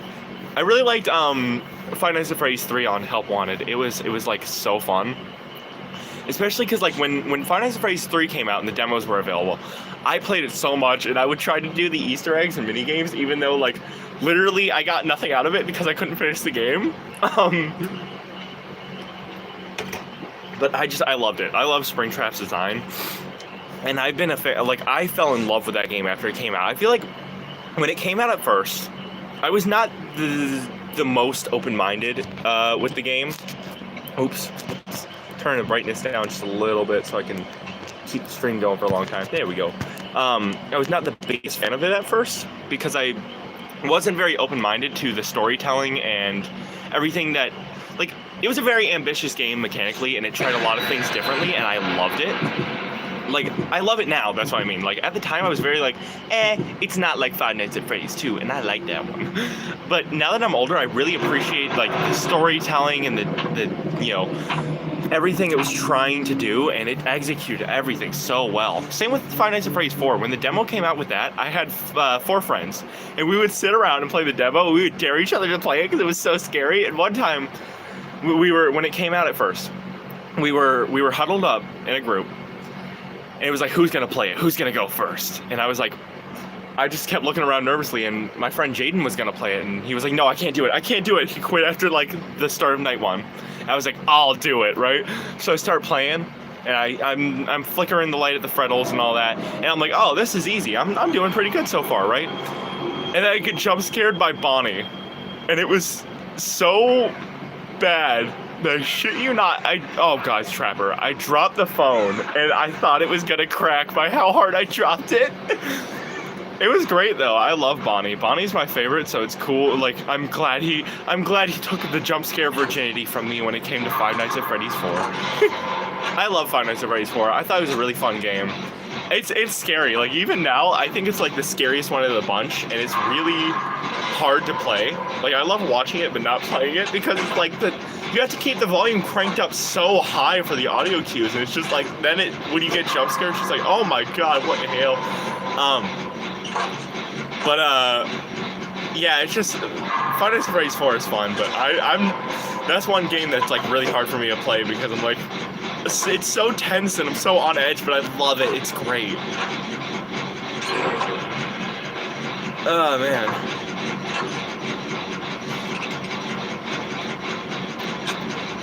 Right though? It's so fun. I love it. Honestly, I get the same thing with Sister Location. Like, Sister Location, especially when you're in the breaker room on night 2, I believe it is. Oh my god, it's like, once you lock into doing the breakers, it is like, it's so scary. I love it. Especially on Xbox, because the sensitivity is so weird, and the controls are so, like, really weird, that, like, you're really in that moment. Like, you're so immersed, and it's just, like, so on edge, and I'm just like, please don't jump scare me. I promise. I've been a good little boy. Please, sir, may I have some more, sir? Go all over twist on him. Ah, Christ. I can't do this right now. I'll calm you. Sorry, speaking of that impression, you know, that's another thing I think, I don't have it scheduled to go up, because I usually make all my content like a month in advance, and then I post it, you know, that's how I do my content every day, is I film everything, like, all at once, and I do it, and I have it posted where scheduled, where it posts every day and all that, so I maintain my everyday posts and whatnot, but it's made like a month in advance, so when you're seeing something, I probably filmed it like 3 weeks ago. Anyway, but I did a chapter that's going to be coming out next month on American Psycho, and I would love to see Patrick Bateman in the game, because there's so many cosmetics you can have for him, like you can have the clear raincoat, you can have his suit, the outfit with the suspenders. There's just so many options, and I would love it. I keep seeing trailers for Silent Hill 2 Remake, and I've never played a Silent Hill game before. Would I understand it if I haven't played the first? Yeah. The thing is, Silent Hill games, apart from 1 and 3, are not they are self-contained stories. It's kind of, think of it like an anthology. They are connected in that they share a universe and they share a continuity, but they're not attached to one another, right? So, because in the first game, it's Harry Mason, who loses his daughter in Silent Hill, and he's looking for her, and at the end, his spoiler alert, his daughter's soul gets mixed with the cult leader's daughter, and he gets a new daughter, Heather Mason, who is the protagonist of Silent Hill 3. So apart from 1 and 3, there is no connection. 2 is a standalone story. It does take place in Silent Hill, but it is a standalone story that has nothing to do with any of the other games. It's just James in Silent Hill. He He's looking for his dead wife. And he meets people. He does kooky things along the way, so I don't spoil it, of course. And things and also stuff happen. But yeah, you don't need to know anything about Silent Hill apart from that the town makes monsters and manifestations and stuff, and that's all you really need to know. But I would honestly recommend watching it, playing it, whatever you're gonna do, because the remake's gonna be coming out soon. The original is available on Xbox, PC, I think PlayStation as well. And I would recommend playing it or watching it, whatever, because I am not shitting you when I say it is one of the greatest pieces of art that I have ever played. After I finished Silent Hill 2, it was instantly my favorite game I've ever played. It was phenomenal. I mean, and it's even more, phenomenal when you take into consideration the small little details and everything that went into it, and just, how every character reflects part of James's mental state and a fate that could befall him in different endings. Honestly, that's another thing I love about it, is every ending is even the best ending is not a good ending for James, it's a phenomenal game. I'm sorry, I'm rambling again. It's a phenomenal game. I would recommend you play it. It's really good. It's without spoiling anything, it's basically he goes to Silent Hill to get over his grief and overcome his loss and face the truth that he's been not wanting to face. And by the end, he either learns his lesson and leaves Silent Hill, he learns nothing and continues to be in denial about, everything that's happened to him, or he straight up learns nothing again, but has a very bad fate. It's great. Yeah, for sure. No problem. Thank you for giving me the chance to gush about Silent Hill. I love those games. Sadly though, I've only gotten the chance to play 2, 3, and Homecoming. I would recommend those though, because 2 is, like I said, one of the greatest pieces of art I've ever played. 3 is phenomenal and it takes it back to the classic cult roots of Silent Hill 1. And Homecoming is a nice, unique twist on the Silent Hill formula while offering new things. The only thing I would say about Silent Hill oh shit, it's James! Sorry, that made me laugh. The only thing I would say about Silent Hill Homecoming is a lot of people dislike it because they say it's a bad Silent Hill game, yada yada yada. But I would say if you watch/play it, without people in your ear saying it's a bad game, it's really not that bad. I would say out of the Western-made Silent Hill games, it was phenomenal because basically Silent Hill was supposed to be a Resident Evil ripoff at first, but Konami kind of stopped being all hands-on with the project, and it turned out to be a more psychological horror game by the time it was done, and it became a classic from there. 1 through 4 were made by the original Team Silent. And then everything after that were made by various Western studios of varying quality. So I would say Homecoming's actually very good and fun game out of the Western Silent Hill games, and offers new things without it being, it keeps the atmosphere, it keeps the spirit, it keeps everything Silent Hill is while offering something new. The only bad thing I would say about the game is it is very much Alex Shepard, as much as I love him, is basically just Jacob Singer from Jacob's Ladder, which is a heavy influence on Silent Hill 2 to the point that James is even wearing Jacob's jacket from the movie. But it's it's not an overwhelming influence. It is influenced by Jacob's Ladder without it being a ripoff. But at times, Homecoming can feel like a ripoff of Jacob's Ladder, but I don't think it takes away from it. I still love Homecoming, and I thought it was a really fun game. But other people will tell you otherwise. So, take my opinion with a grain of salt, though, because the thing is, I can find things to enjoy about games and movies and stuff that are seen as objectively bad, because I go in with a mentality of, what did it set out to do? Did it do it good? Did I have fun watching it? A lot of people say The Grudge 2, which is, apart from the newest remake, the only Grudge movie I've seen, the American version, not Ju-On, that The Grudge 2 was one of the most dog shit movies they've ever seen, right? But me, I thought it was one of the best movies I've ever seen. I had fun watching it. It was... Oh, shit. Whoops. Sorry. I failed the skill check. I'm stupid. But it was a fun movie. Oh, shit. I had fun watching it. It felt very true to what The Grudge was, and it didn't change too much. And so in that regard, I would say, for me at least, The Grudge 2 was a fun movie. I liked it. But if you talk to movie reviewers or whatever, they'll say it was an awful movie, it ruined the legacy of Ju-on, you know, whatever. But I liked it. You know, I try to see the good in things that people say are bad. Same with the Ring. A lot of people are like, oh, Ringu better than Ring, all that. But it's like, you know what? I like both. I thought they both had a unique take on the story, and they offered things that were interesting and fun to watch, and I liked it. But I don't let online people or whatever change my opinion on things. If I liked it, you know?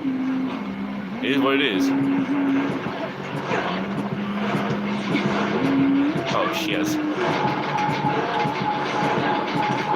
Go away. Go away. Unga bunga, go away!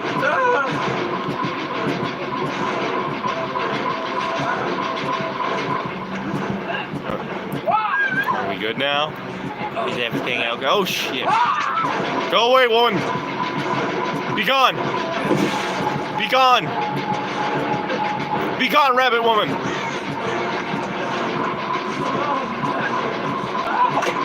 Oh, I was trying to dodge it. That would have been bad. Be gone, vile rabbit beast. Ah.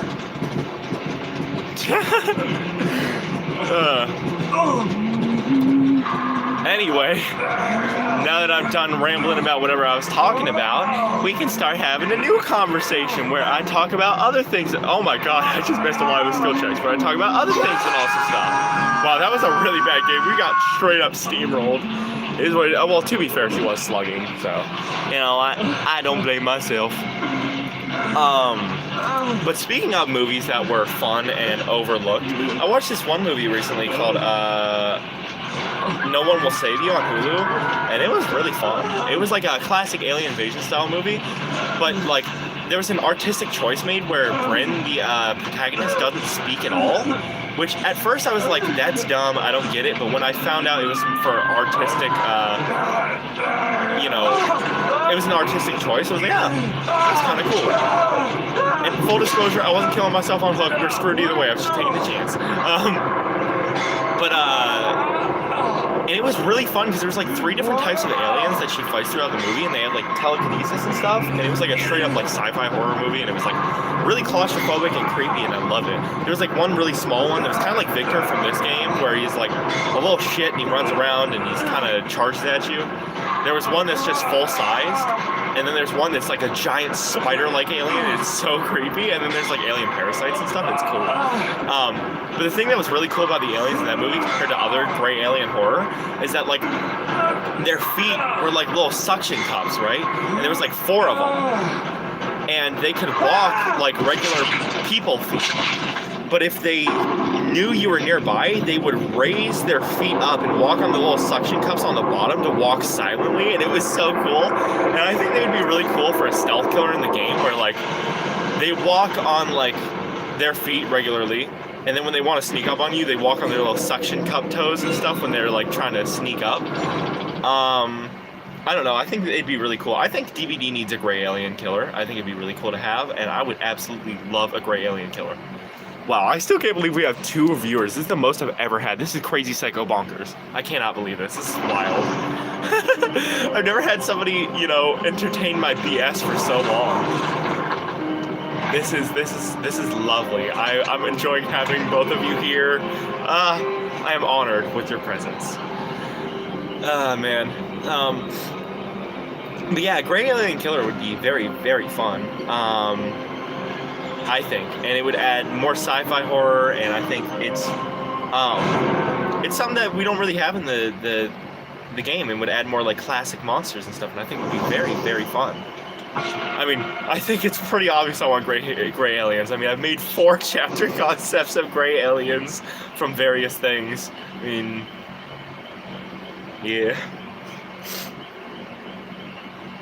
Honestly, that's partly why I think a lot of people don't come to my stream sometimes. Is because like, besides the rambling I do, is that like most of what I talk about is just chapters I want in the game, and like how they could work and stuff. But to be fair, it's because it's one of my favorite games. I'm a horror fanatic, and this game has like every type of horror that's ever been in anything ever. So I love talking about the possibilities of seeing more things I love come to the game. Like one thing I want is Terrifier, for example. But a lot of people say, oh, we shouldn't have Art the Clown because we already have a clown. That's one thing that always like pisses me off is when people say we can't have blank, we already have blank. As if we don't have 2 Onryos with Spirit and Sadako, and 2 chainsaw-wielding rednecks with Bubba and Billy. Like, it's called an archetype. We can have more than one of something, you know? It always bothers me when people say that. It's like, we can't have blank, we have blank. It's like, okay, but we can have more than one. They're not the same. Every character is different mechanically. I don't know. Ugh, Christ.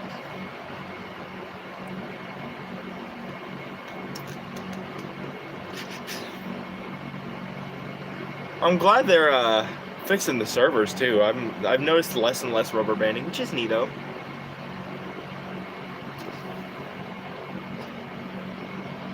Oh, thank you so much. That means like the world to me. I really appreciate that.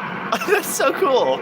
Honestly, I'm like a never-ending source of horror because I'm like if you're ever looking for like new horror to watch and something, I've got you because I will basically watch or play anything. Like, I obviously like I'll look it up, and if somebody says it's, oh no, if anybody's like if the reviews say it's even slightly good, I'll watch it. I don't care.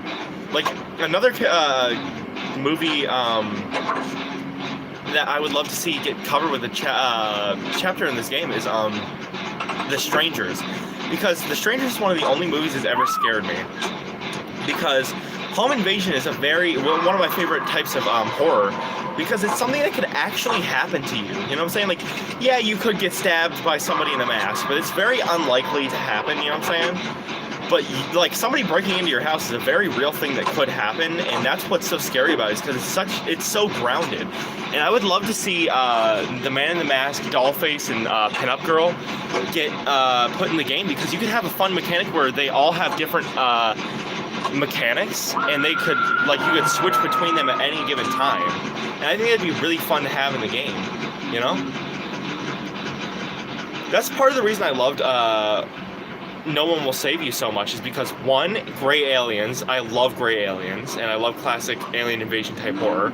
And 2, it's a home invasion style horror movie. And what is cooler that's not a regular person breaking into your house, but aliens? What are you gonna do? Go get help? Nobody's gonna believe you. You know? And that's partly why I love that. You know? But that's another part of like small, I guess, niche topic in horror that I love, that's covered in like The Ring and Slender Man and stuff like that. Oh, okay, we're good. Is somebody being, you know, affected by a certain thing, and the people around them not believing them. Like Sadako's curse, or the Slender Man, or Laughing Jack, or just like one of those things where it's like, you know, you're being hunted by something, but the people around you don't believe you. So it's like, what are you gonna do? Get help? You can't. Or Cthulhu. Cthulhu's another one. You know. And I love another part of that trope where they start to go mad and obsess over finding out what this thing that's hunting them is, because nobody will believe them, and proving that it's real. I love stuff like that. You know? That's another game I played a while ago that I think was really good. It wasn't the most scary game, no, but it was great. Was the Call of Cthulhu. It's a kind of choice-style horror game where it's kind of like subtle choices you make will change the ending.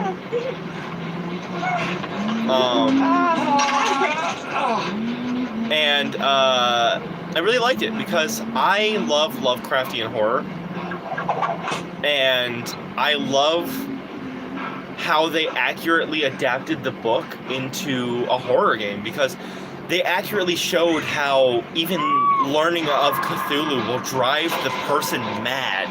and how the more occult choices you choose, and the more knowledgeable you become about the cult and Cthulhu and the old ones, the more unhinged his sanity becomes, and the rougher his design becomes, the more unkept he looks. And I absolutely loved that game to pieces, especially because the art style was very, very cool. Like, it had such a visually distinct art style. Like, they could have easily gone for realism, but they went with a very stylized art style, and I love it to pieces because you don't get to see a lot of games, especially in horror, try their hand at stylization, you know? Like, I would rather play a game that's stylized and hyper-realistic, you know, games like Bendy, Five Nights at Freddy's, Call of Cthulhu, Grey Hill Incident. There's so many good horror games out there that have, you know, great stylization over realism that people don't give a good chance to just because it's indie, and I hate that, because it's like, I wish we had more of that, more stylization in horror media, because, like I said, don't get me wrong, it's cool to get, you know, it's cool having, you know, hyper-realistic, you know, graphics and all that. It's cool, and I think it works for things like Silent Hill and Resident Evil and stuff, but it's cool to have things that are stylized, too, you know? And that's part of the reason I love Bendy so much, is it's so unapologetic in its art style. And it doesn't try to pull any punches in its art style in the way that, like, it presents you with this unique take on a horror world. And it pushes the boundaries of what a horror game can be, and it takes this unique concept, and it doesn't try to dumb itself down for, you know, like, mainstream attention. It presents you with this unique take on the world, like it or not, you know, take it or leave it.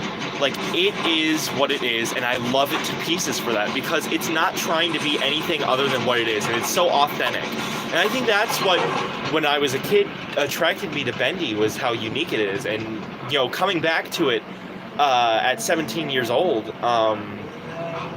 and finally playing both Dark Revival and Ink Machine for the first time by myself, because I always watched the games, I didn't play them. You know, getting to play both games for myself for the first time, you know, it was honestly just like a great experience, and I loved it. And I don't know, I'm gushing again. I love how it doesn't dumb down its art style for mainstream attention. It shows you what it is, and that's what it is, you know?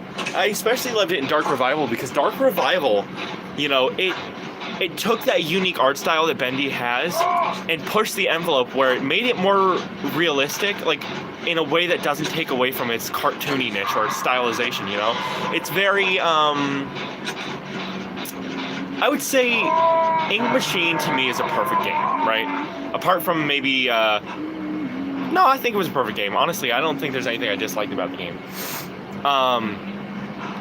But I think Dark Revival really, it was a lot more mature, and it took itself a lot more seriously as a horror game. And I love that, you know? Like, the original one is a great game, but Dark Revival is a great horror game, in my opinion. The only complaint I really had with Dark Revival was lack of enemy variety, because you basically just face the same, like, black blob enemies over and over and over. And, like, one of the main things I loved about Ink Machine so much was you get to face these, like, cartoony monsters that, like, have that, like, classic rubber hose style. Whether it's the Butcher Gang or Bendy or Alice or Boris, you know, they all have this, like, rubber hose cartoon style. And I absolutely love it. So I wish that, I'm really hoping with Bendy 3 that's coming out, and The Cage, that they bring back the cartoony monsters, because that's part of what made Bendy to me so visually distinct and so interesting, was that they went all in on the cartoony, like, rubber hose, like, old Disney style, and I love it. I don't know. I'm sorry, I need to stop rambling so much. Like I said, I info dump and I gush about things all the time when I when I talk. You know, some people like that sort of thing, but a lot of people find it annoying. But that's living with ADHD. That's how it is. Come, my child. On another topic, you know, I listened to this creepypasta recently. It's a newer one by Lighthouse Horror. And it was actually kind of cool because it was like in the style of like classic creepypastas, and it was actually very cool because I miss like the classic creepypastas in the sense that creepypastas used to be very character focused. You know, Laughing Jack, Tiki Toby, you know, Jeff the Killer, Jane the Killer, Eyeless Jack, you know, that sort of thing. They were very focused on one, you know, character. But since the kind of slight fall off of creepypasta, it's become more just, straight up horror stories, you know what I'm saying? Like very just focused on like narrative and there's no big characters. But Lighthouse Horror wrote this one recently called Father Flies. It was so cool because it was basically like this dude wrote this creepypasta character in like 2008 called Father Flies, who was like he was a priest who used flies to eat people from the inside, right? And people became like obsessed with this character like 10, 15 years later, and they started coming back to the story, and they found like dug deep to find out who wrote it, and they started emailing him left and right, and like basically like insisting that he was real, almost like a cult. And then eventually the main character is about to die and stuff, and he sees Father Flies, and it turns out he really is real, and it's so cool. I really enjoyed it.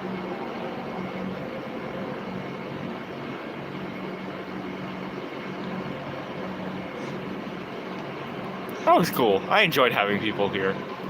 That was fun. Oh shit. Oh, he's right there. We'll see what we can do.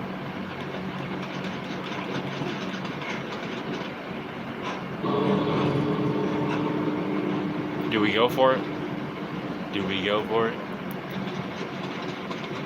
We'll see. We'll see. We'll see. We'll see. We'll see. We'll see.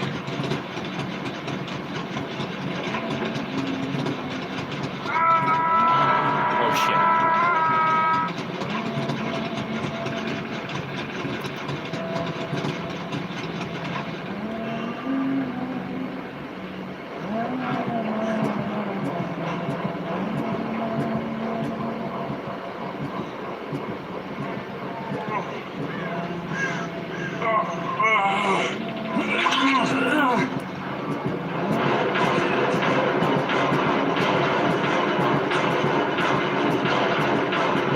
Oh, he's just take the endurance hit and go. You know what? I have done for you all I can. Should have just taken the endurance hit and left, dude. Are you guys have stupid? It's funny. Anyways.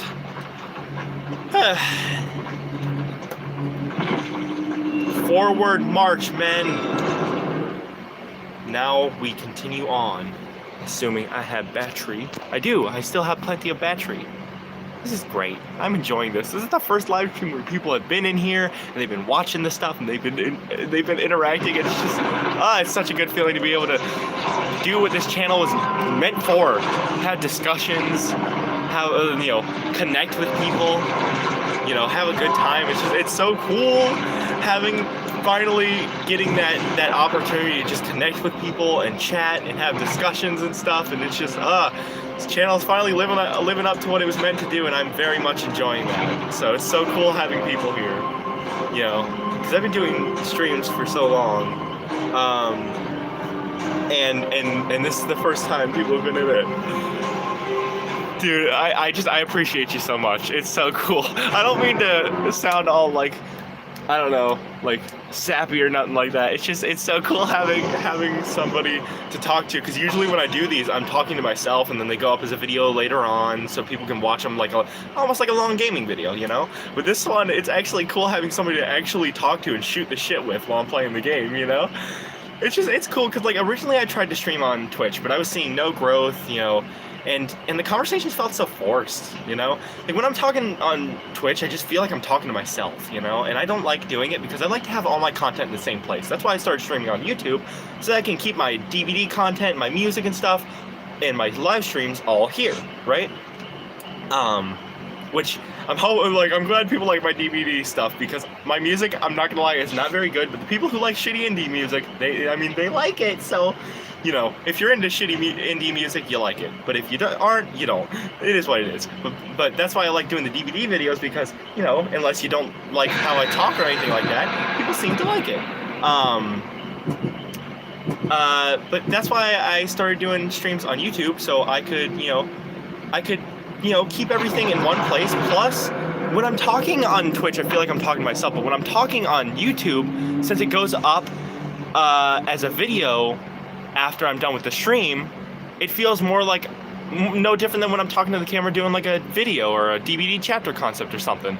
It just feels like I'm just like shooting the shit with friends, you know? Dude, no. That's why I post on TikTok. Like, I'm not like super big on TikTok. Like, I don't really care much. I'm not like doing it for growth or nothing. But that's why I post like Cry of Fear and stuff on TikTok or whatever. Because what I do is I post on there. I save the videos. I come to YouTube and I post them as shorts. And I love doing that. Oh shit. No! Oh my god! Good dodge.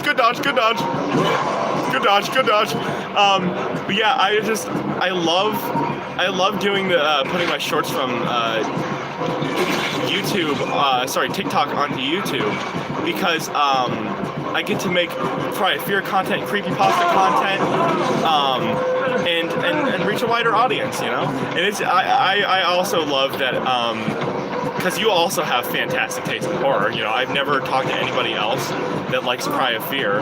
So it's so cool to see, to have somebody to talk to about Cry of Fear, because I love Cry of Fear so much. Like, DBD is my favorite game. I love it. I play it so much. But Cry of Fear and Silent Hill are tied with my favorite story games. So it's cool. Like you said, it's just cool to have somebody to talk about it with. You know, speaking of Cry of Fear, I posted this short the other day, and it was so dumb. Honestly, one of my weirdest things about me is that I always say this: nobody finds me funnier than I find me.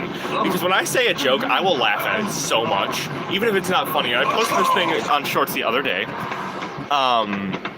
and it was a picture of Simon, and I said, "I love Cry of Fear so much. I wish Sweden was real." I said, "I wish Sweden was real." Oh Christ.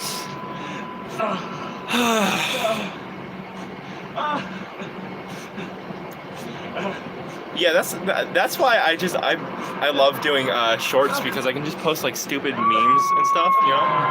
But yeah, I've loved having you here. It's really great to, like, I've talked about so many things I love that I did. Like, I didn't really have friends like in real life. I just kind of stay in my room, and I play games and stuff, because, you know, I got ADHD, so I can be unbearable to be around, because I am kind of annoying to most people, and I'm a lot to handle. So I don't really have a lot of like friends. So I usually just spend my time doing YouTube and playing games and stuff. So having somebody to shoot the shit with is so cool, especially because you have somebody of my interest, like get to talk about creepypasta and Cry of Fear and DBD. It's so cool. Oh, speaking of DBD, I completely forgot to ask, what's your favorite killer or survivor? Which role do you play, by the way? Like, for me, obviously I main James and I main Legion, but my favorite DBD killer is Artist. Artist is my favorite aesthetically and power-wise, and I love Artist so much. Just like backstory and everything, it's just so good.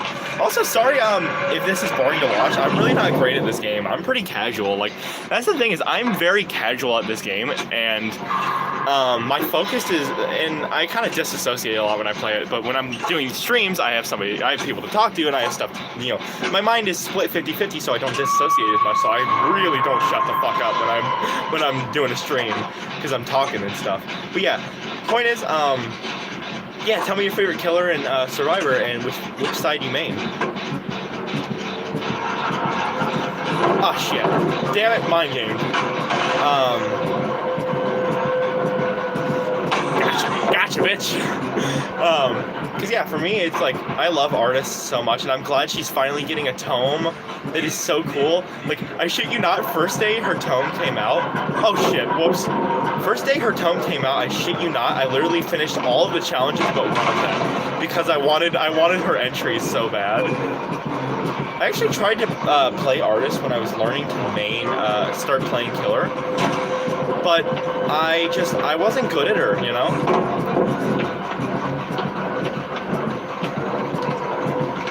I don't know. Artist is really hard to main, and I salute the people who main artist. Because that is not an easy feat, and it takes a lot of practice and patience and stuff that I don't have. So I salute anybody who puts in that work to really get good at artists, because I can't. Ah shit, that was a good one. Stare you down for a little bit so I can get this off my head.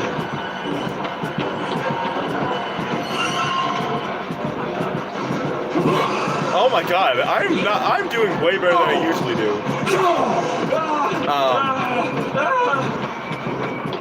Oh shit, once I get out of chase, I'm definitely gonna read and respond to that. I'm sorry sorry when I can't respond. I'm trying to split the focus and stuff. I might not be the greatest at it, but I think I'm alright. You know, I'm trying my best. I'm trying to stay engaging in conversation. I'm not good at stunning killers, so I figured I might as well just take that distance. I don't think my teammates are gonna care. I mean, I've been buying them a lot of time. Ah, damn! I thought it was gonna teleport. Yeah, used to main Kate. Honestly, I respect the Sable main. Like, everybody's been maining Sable since she came out. I've actually started this joke. I haven't said it on stream yet, so I guess, you know, this is the first time I'm doing it. Yippee! But I started making this joke since she came out, and there's like at least 1 or 2 Sables every game. That whenever I load into a lobby and there's a Sable, I say, ah, there it is. The government issued Sable that every match needs to have. For killer, I like Alien because I love the movies. Dude, yes! I just got Alien the other day, and Alien is so fun. Like, Alien to play against is awful, but to play as is so busted. I love Alien. And Unreal, I respect that. I am a huge J-horror fan, and I absolutely love The Ring. The Ring is such a good movie. Like, I love the atmosphere and aesthetic of the movie. Like, a lot of people shit on it for being, quote, very green, but I actually really liked the blue-green filter, whatever you want to call it, that the movie had. I just absolutely loved it, you know? I love when a movie does that. Like, a lot of people hate it, but I love when a movie is, like, uses, like, a colored lens, because it offers a unique take on the world, you know? Because instead of just being regular, you know, Earth with regular colors, it's, like, really green and moody, and I love it.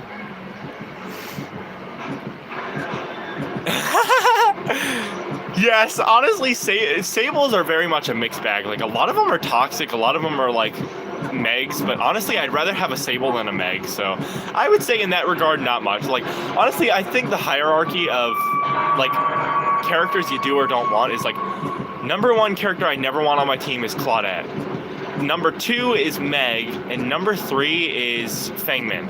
I hate all 3 of them so much because people who play them are the absolute worst, and they're annoying, and they're usually either toxic, bad at the game, or just bad players. Like, when I say bad at the game, I don't mean like, oh, they're bad like I'm bad. Like, I'm not good at the game. I'm bad at stunning killer. I usually go down and chase within like 40 seconds.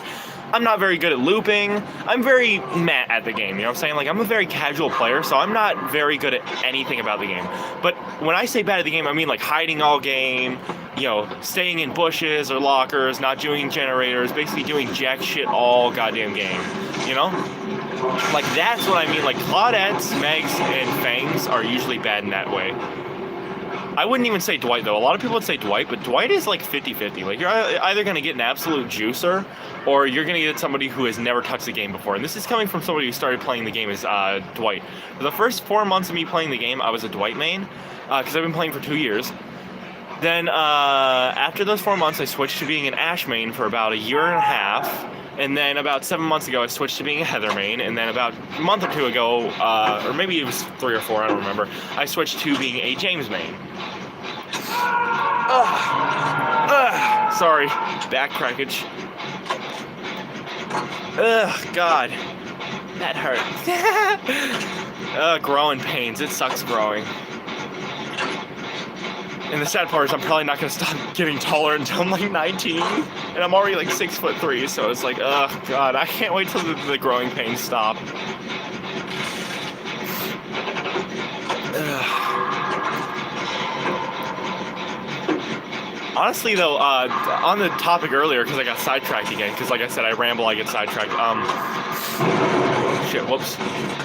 I respect playing Onryo. I love playing Onryo when I'm playing friendly killer, because I'm bad at playing, killer or Onryo. But I honestly respect all the thinking that goes into Onryo. Like, that is like really hard to do. I respect that so much. Like, me, I play Legion. Legion does not take thinking. Like, especially because I don't use Legion's power properly. Like, Legion, you're supposed to do a hit and run method. Hit 4 survivors, the next one is an, oh shit. Next one is an insta-down, right? I use Legion's power where I hit you, you get a speed boost. I use his power to run up to you. Like, I use the power to catch up so I don't lose you in chase. Like, literally, I'll hit you, I'll use the frenzy to, like, reach you. Like, I'll run real fast, get to you, and then I will, oh shit. And then I'll hit you, hook you, the whole shebang. 90% of the time, though, I do play friendly killer. I'm very lenient. Like, I let people, like, I let the last person get hatched. I let people, get away, stuff like that. If you nod, if you give me your item, whatever, I will. I'll let you go. I'm a pretty relaxed killer. But what was I talking about again? I forgot. Whoops. Huh. Oh yeah. But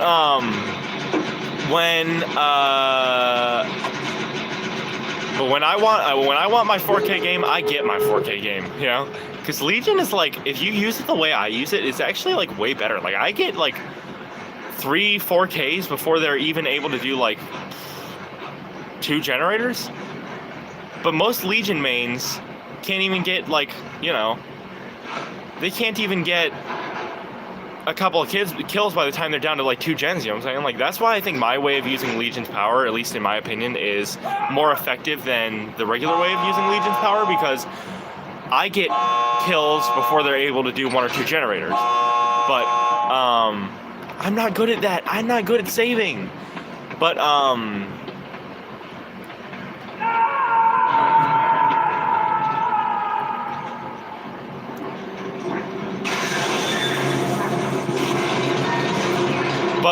with my method, you're able to get 4K before they're able to get 2 gens done. But that might also partly be because my build, I run nowhere to hide, and I'm all ears for the information. Because as a survivor main, I know we hide near gens, which really does help me get a lot of my kills. And then I run Merciless Storm, which gives me both information and slowdown, and tells me what gens need to be kicked when. And then I run Call of Brine, which gives me information and extra regression. Oh yeah, no doubt. Like, thing is, it depends. Like, I don't know how to describe it to you. Like, well, I guess I do. I'm a chill killer. 90% of my games, I let people win, right? I 4-man out, I'm chill, I'm just goofing around with the survivors. I only, if I play like, say I play like 10 games a day as killer or something like that, right? Just a guess, I guess, when I'm not on stream.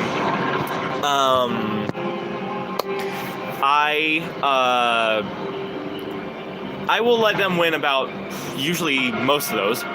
and I'll play like 3 or 4 where I'm serious. And because of my constantly playing chill killer, when I'm serious, I don't care. I'm getting that 4K. But if you teabag and nod at me, I'll let you go. I usually let the last person win though, but because Legion's power is Feral Frenzy, if I want 4 kills, I'm getting 4 kills because I'll find hatch before you do. That's a guarantee. The only here, I'll show you real quick. The only real benefit, like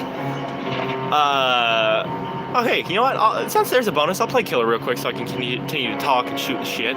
But if I want my 4K because I'm usually a chill killer, I get it because, like I said, I can get hatch first. But the only advantage they usually have is I got this yesterday, so I'm usually either using this skin or this skin, and both are very easy to see.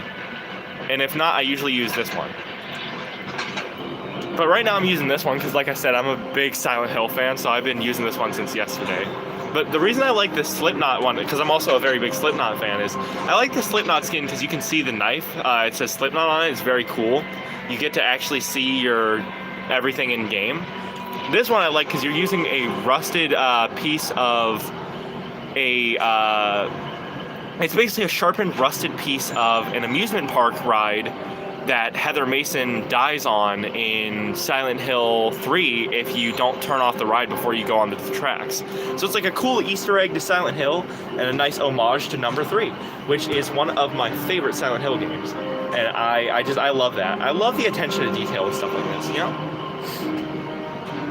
And I'm running these 3 charms too. With Survivor for Ring, I run the Cursed Videotape charm, but with Killer, I run the Wrathful Well. And then here I'm running the Seal of Metatron from Silent Hill and the Lament configuration from Hellraiser. I love Hellraiser. Hellraiser's the shit. I actually have Pinhead here. Here's all the killers I have in case, you know, anybody's curious. I got Xeno and Artist and Onryo and all them. And obviously you got, you know, the killers that come with the game and all that. Hag is boring. I don't like Hag. I am a #1 Hag hater. I don't care. I will say this until the day I die. Hag is boring. Hag is basically just a mobile camper. Because literally you can just set 3 phantasm traps in front of a hook. And then if somebody steps on those, bam, you just got free tunneling, camping, whatever, you know? I will say this till the day I die. Hag is boring. Nobody likes Hag. Hag sucks. Screw Hag. I hate the Hag. All my homies hate the Hag. I think, like, honestly, when it comes to how boring they are, Hag and Hag and Trickster are the 2 most boring characters in the entire game. And I hate when people say things that, like, oh, they're not, you know? Yes, dude, for real. Hag is like Trapper, but doesn't take skill. And Trickster is one that's so annoying because people are like, oh, skill issue, just go to a long wall, It's like, it's not a skill issue. It's a badly designed power with Trickster. Like, literally, you're basically just, same with Clown. Clown is also very boring. It's literally just hold forward and hope you don't get hit. Like, run in a zigzag formation and hope that, like, let's say Trickster throws 10 knives. I run in a zigzag formation. 5 of those knives are still gonna hit me. There's nothing I can do about that. Like, Trickster is literally just, you're delaying the inevitable, and it's so goddamn boring. Like, Trickster is literally just hold forward and wait to die.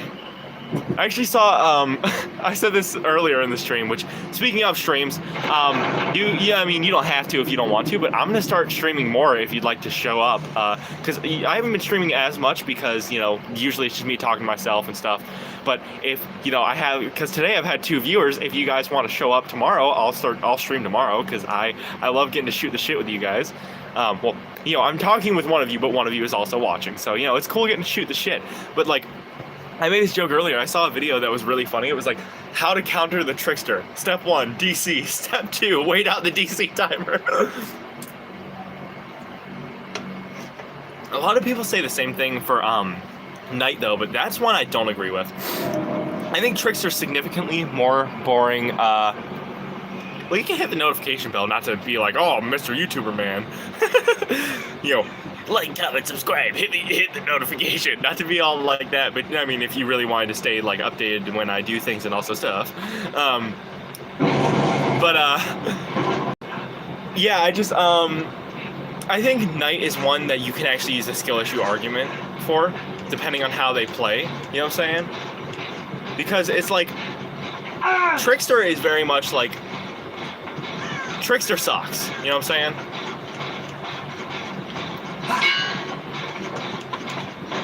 Trickster sucks. Bad power design. Really boring. There's no counterplay to Trickster, right? I think the opposite is not like. Sorry, I keep getting unfocused. A lot of people will say like, the Knight is boring. The Knight is unfair. Blah blah blah. I think it depends on how the Knight plays. If it's a Knight that is going to set a guard to you and you're gonna get hit either way and tunnels you and stuff, very boring, very unfair, not fun to go against. It's shitty character, right? But if it's a Knight who sets his guard to patrol a certain area while patrols a different one, Knight's fine, you know? Because I feel like if you can't outrun an AI, you kind of need to reevaluate your skill. Because I'm not good at the game and I can outrun an AI, you know what I'm saying? So I feel like Trickster is a boring, not well-designed power that needs reworked and stuff. But I think the opposite can be said for Knight, because Knight really is just a skill issue. You know?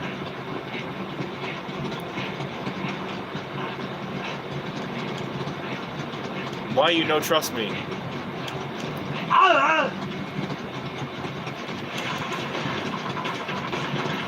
Why you no trust me? I big rabbit man. Booga booga. But yeah, I don't know. I think, like I was saying, sorry, I keep repeating myself because I keep getting sidetracked. But yeah, point is, Trickster bad, Hag bad, Clown boring, power. All their powers need reworks. The Knight's not that bad. You know, just get better at looping an AI. Unless they're playing like an asshole. That's the thing I always say is like, you can't judge a killer based on how they play. You know what I'm saying? Like, judge the player, not the killer. If they play like an asshole, it's gonna be boring. But if they play normally, it'll be fun. Like for me, like how I said earlier, how I use Trickster's, not Trickster, sorry, Legion's power is instead of hitting everybody once and then getting the insta down, I use the power to catch up to survivors after their speed boost from being hit. So I commit to chases, I actually get downs, unlike other Legion players. So it's not just a mend simulator, you know? And it still feels fun for me. So that they aren't just mending the entire game, and I'm not, you know, and I'm still getting my downs and kills and stuff, you know? So yeah, I think the boringness of a killer fully depends on how the player plays them. They really are not trusting me.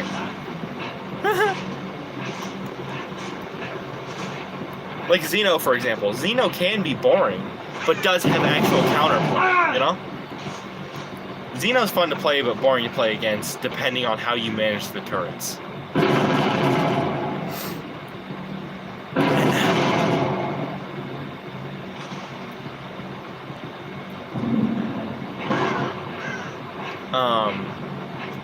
Yeah. But, yeah. I don't know, I think Knight is fun to play sometimes. Dwight, what are you is for is to do? Yes. Well, we are found out.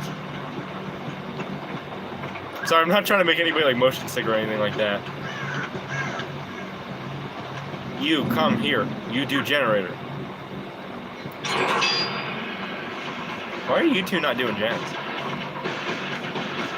Yes, I know, they're over here. I don't care.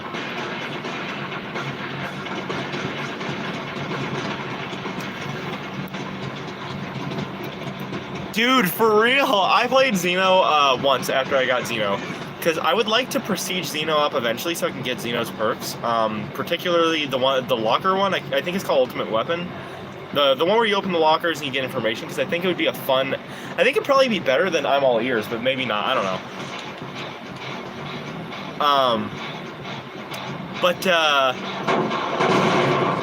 But Xeno is, like, really fun, and, like, I worry every time I walk into an area Like, if I'm going towards the generator, I'm like, oh, I'm gonna get fucking fried here. I am 100% getting fucking fried. The only complaint I had with Xeno is, visually, it looks very boring to play. Like, not like as in, like, gameplay-wise, but, like, because the only thing that's on screen is the tail, it's very visually meh to play. Like, I wish they would change the animation where you could have, like, you could maybe see Xeno's legs or arms or whatever, along with its tail, you know? Because like Legion, for example, you can see the knife, you can see the hand, and if I go into Frenzy, you can see the other arm, you can see the outfit I'm wearing. You know what I'm saying? I just wish Xeno had more going on visually when playing as it. But in my opinion, I think Xeno has some of the best skins in the entire game. I'm a little bit biased because this is actually why I started playing Legion in the first place. I think out of like killers, I think Legion has the best skins in the game. Simply because it's 4 characters and they have to compensate for that with skins. I think they're the most stylish killer in the game. But I think Xeno is close second because Xeno has some of the absolute best skins there are. I love the clone Xenomorph.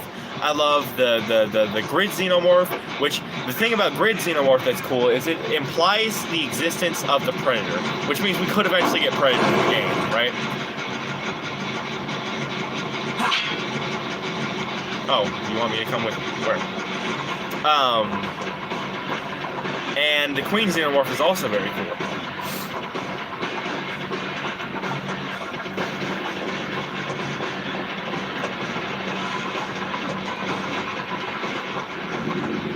Yes, dude, in lobby it's so fun. I love Xeno in lobby. Like, it's actually a funny story about Xeno, right? So after I got Xeno, right, I bought the chapter, I load into the game. I wanted to play a quick game of Xeno. I'm playing friendly, right? So I'm letting them win. I just want to see what Xeno's all about. Because whenever I get a new killer, I always play friendly killer for my first match so I can get a feel for the power and see what they're all about. So that when I play my first real serious match after, I know what I'm getting into, right? So for Legion, I just ran around and that's all I did, right?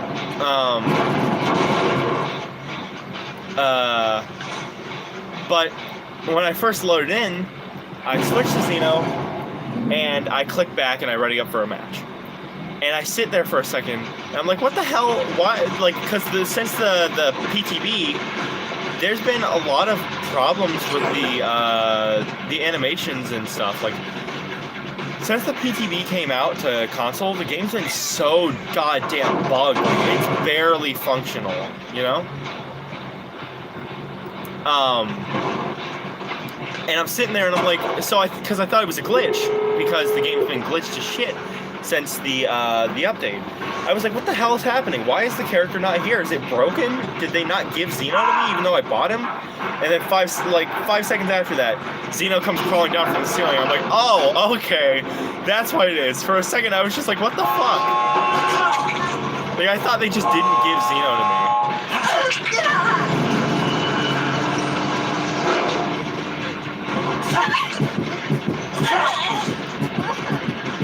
So I don't know, funny story, I guess. I thought the game was broken. What? Where are we going? Where are we going?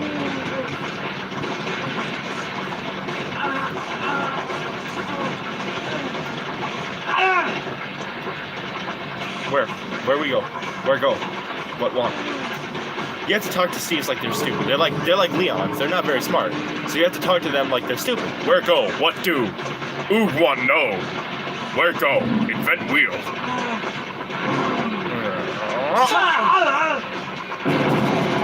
I don't want to down him. I just want points. So where are we going, bud? What are we doing? I love the silhouette when you're using the skin, but something I always find funny on maps like where there's sunlight and stuff is like, as you saw right there, there's just like no animation for them walking. You're just like static, just a static silhouette. I love that. It's funny as hell. How much battery do I have left? Oh wow, I'm gonna have to end the stream in a minute, but I will stream tomorrow. I'm so happy. It's been fun having you here.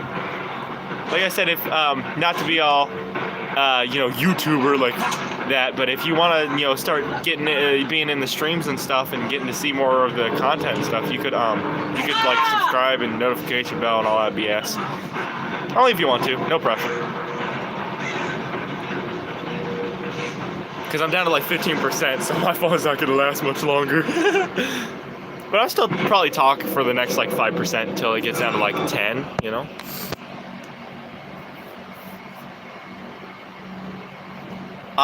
That is so sweet. Thank you so much. You have also made my day. It's been so cool chatting with somebody who has like the same interests as me, and like getting to talk to somebody and not just myself, and like it's been so cool to just like play the game and shoot the shit, and it's just I can't tell you how much fun I have had. I appreciate you being here. It's been so cool.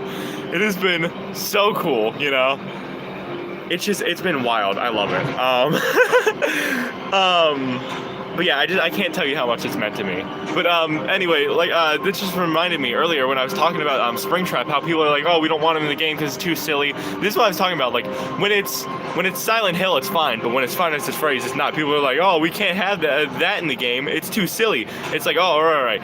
A child murderer who killed kids in the rabbit costume he's stuck in for eternity is too silly. But this right here. A murderer inside of a old dirty rabbit costume. That's fine. This isn't too silly for the game. That's fine.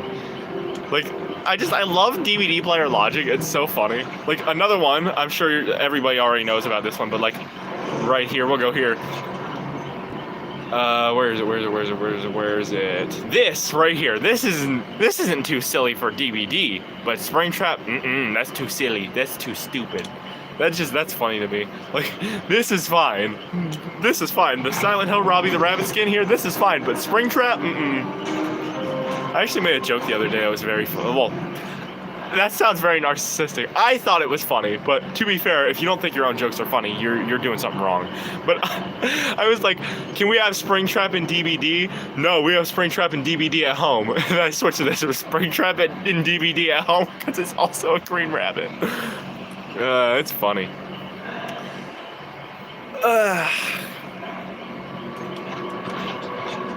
Okay, yeah, that one is more blue. Nobody can say stuff about Springtrap after Hooked on You was made. For real! Literally so real! Hooked on You was like the stupidest thing ever. I just think it's funny that like they'll say certain things are too silly for DVD, but not others. Like, hold on, let me see if I can find other ones. Here, another one. Right here. This is not too silly. This is not too silly for DVD, but Springtrap is. Like I'm trying to think of other things, but like it's just so dumb being like, oh, we can't like, oh, this is too dumb. This is too silly for DVD, but we have all this stupid BS in the game too. And like I was talking about earlier, now that I can actually look on the menu, people are like, oh, we can't have this in the game. We already have blank. Like, people are always like, oh, we can't have Pennywise. We can't have Art the Clown because we already have a clown here. Which leads me to another topic I wanted to say earlier is, this is not even a clown outfit. This is a ringleader's outfit. And I always, like, I'm of the opinion, like, this is just an opinion, but if you switch this is a way better design than Clown's base design, because this one actually makes him look like a clown. But anyway, like I was saying earlier, is, yes, the singularity. Hold on, let me switch here. This one isn't too silly for the game, but other things is. It's so dumb. But the one that really bothers me is when people say like, oh, we can't have another clown because we already have a clown, right? As if we don't have 2 Onryos, right? We have 2 BOWs. We have 2 sci-fi creatures. And finally we have, well, not finally, but we have 1, 2, and 4 historical characters. And we have 1 and 2 chainsaw-wielding rednecks. But we can't have another clown because we already have a clown. It's like, what? Excusez-moi? You are? Another outfit I think is funny, I think is better, sorry, I keep swapping in the menu, because, I don't have enough battery to play another game, but another outfit I think is better than their base outfit if you swap. Honestly, like, I think this outfit is better than Spirit's base skin. Spirit's base skin is very boring and uninspired, and it's just like, eh. And I think this one's also one that's better than her base skin. Like, I think almost all her skins are better than her base outfit. Like, her base skin is very boring. In my opinion, of course. I don't know. But that's something I was really worried about when I put out my Grudge chapter concept earlier. Is I felt like I could almost feel like, luckily it didn't happen, but I could almost feel that somebody was gonna be like, we already have an Onryo, and I was gonna be like, son of a bitch, we have two. We have two.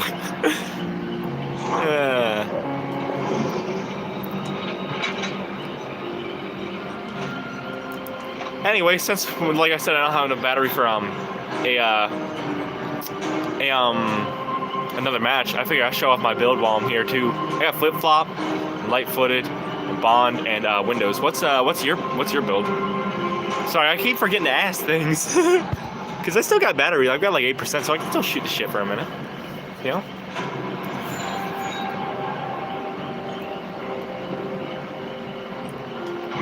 Just turn the brightness down so I can make this last 8% last a little longer. I've been having so much fun. I don't want to end this stream, but I'm gonna end up having to because, you know, battery. But tomorrow I'm gonna make sure my thing is charged up 100%, not 80%, so we can stream even longer than 2 hours. Hopefully, maybe even go to 3. Just shoot the shit for a while, chat, chill, because it's been fun having somebody to shoot the shit with. Sorry, when I get bored, I start fiddling around with the menu.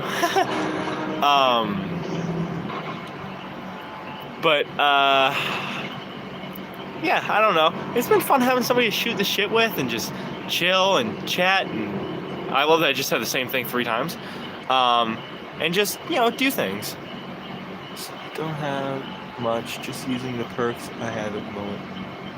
No, you're good. I don't think there's a boring answer at all. I respect Sprint Burst, because Sprint Burst is hard to use. Like, really hard. I tried using it a while ago. I could not do it. I kept running into things. I think Lithe is a lot more manageable when it comes to using, like, exhaustion perks, but I'm not super into exhaustion perks. I've got, like, 3 main builds as Survivor, though. I've got... Oh, whoops, that's customization. I've got this one. This one's mostly just for not getting slugged, information, and stealth. This one is for not getting for basically same thing, but with gen, like anti-gen kicks. And then this one is the same thing, but instead of repressed alliance, it's blast mine. So if they kick the gen, they get blinded, which is very fun. I enjoy that. I hate when people shit on invocation. Like, invocations aren't even that bad. Like, in my opinion, okay, invocations are fine. Like, yes, it takes a long time, but if one of you works on gens, another one of you works on gens, and 2 of you go do an invocation, or one of you is in chase and you do invocation, it's perfectly fine. Like, a lot of people say, oh, it's stupid, it's a waste of time. Like, but what happens if you're at endgame and the killer's got you 3 gen? You're gonna be thankful that somebody did an invocation. Invocation gets a lot of unnecessary hate. I think it's a really fun perk. And I think that's the problem, is a lot of people are so focused on what's meta that they're not worried about having fun. Like me, you see this, I don't care about meta. I'm using flip-flop so I can wiggle out, light-footed so I can be silent, and bond. None of those perks are really that good, but I like using them, and they're fun, so I use them, you know? It's just, I think it gets a lot of unnecessary hate invocations. Like, I love when people use invocations, you know? I actually had a funny story before I had to turn the stream off. The other day, I was doing an invocation with Sable in the basement against a Wesker, right? Get this. So you know how you have to stand up from the invocation? It's a long animation. Wesker comes down to the basement, sees we're doing the invocation. He shakes his head no at us, waits for both of us to stand up first, and then he hits both of us on the way out. It's like, I love when killers have that little bit of sass in them. Like, this man really waited to express his sassiness to us, and before, like, hitting us. Like, I love when killers have sass and personality. It's so funny. But yeah, like, that's what I say, is like, invocation's great. Don't let people shit on you for using invocation. It's your game. Play how you want. Play to have fun. Like, it's not all about meta. It's not all about winning. It's about having fun and playing the game. That's why I say, like, I hate when people camp in tunnel, but it's their game. They paid for it. They can play however the hell they want. Same way that I can play however the hell I want because I bought the damn thing. So it's like, yeah, point is, don't let anybody shame you on what you use. Do what you want. You know, do what you want because a pirate is free. You are a pirate. You know, all that. But yeah, it's been fun. I appreciate you being here, and I will see you tomorrow. I will stream. I'll have a video going out tomorrow, and then probably like an hour after that, I will start a stream. I know, right? I love the Silent Hill lobby music. I also really like the Resi lobby music. So yeah, I will stream tomorrow. You too. Have a great night. Thank you for coming. That was so fun.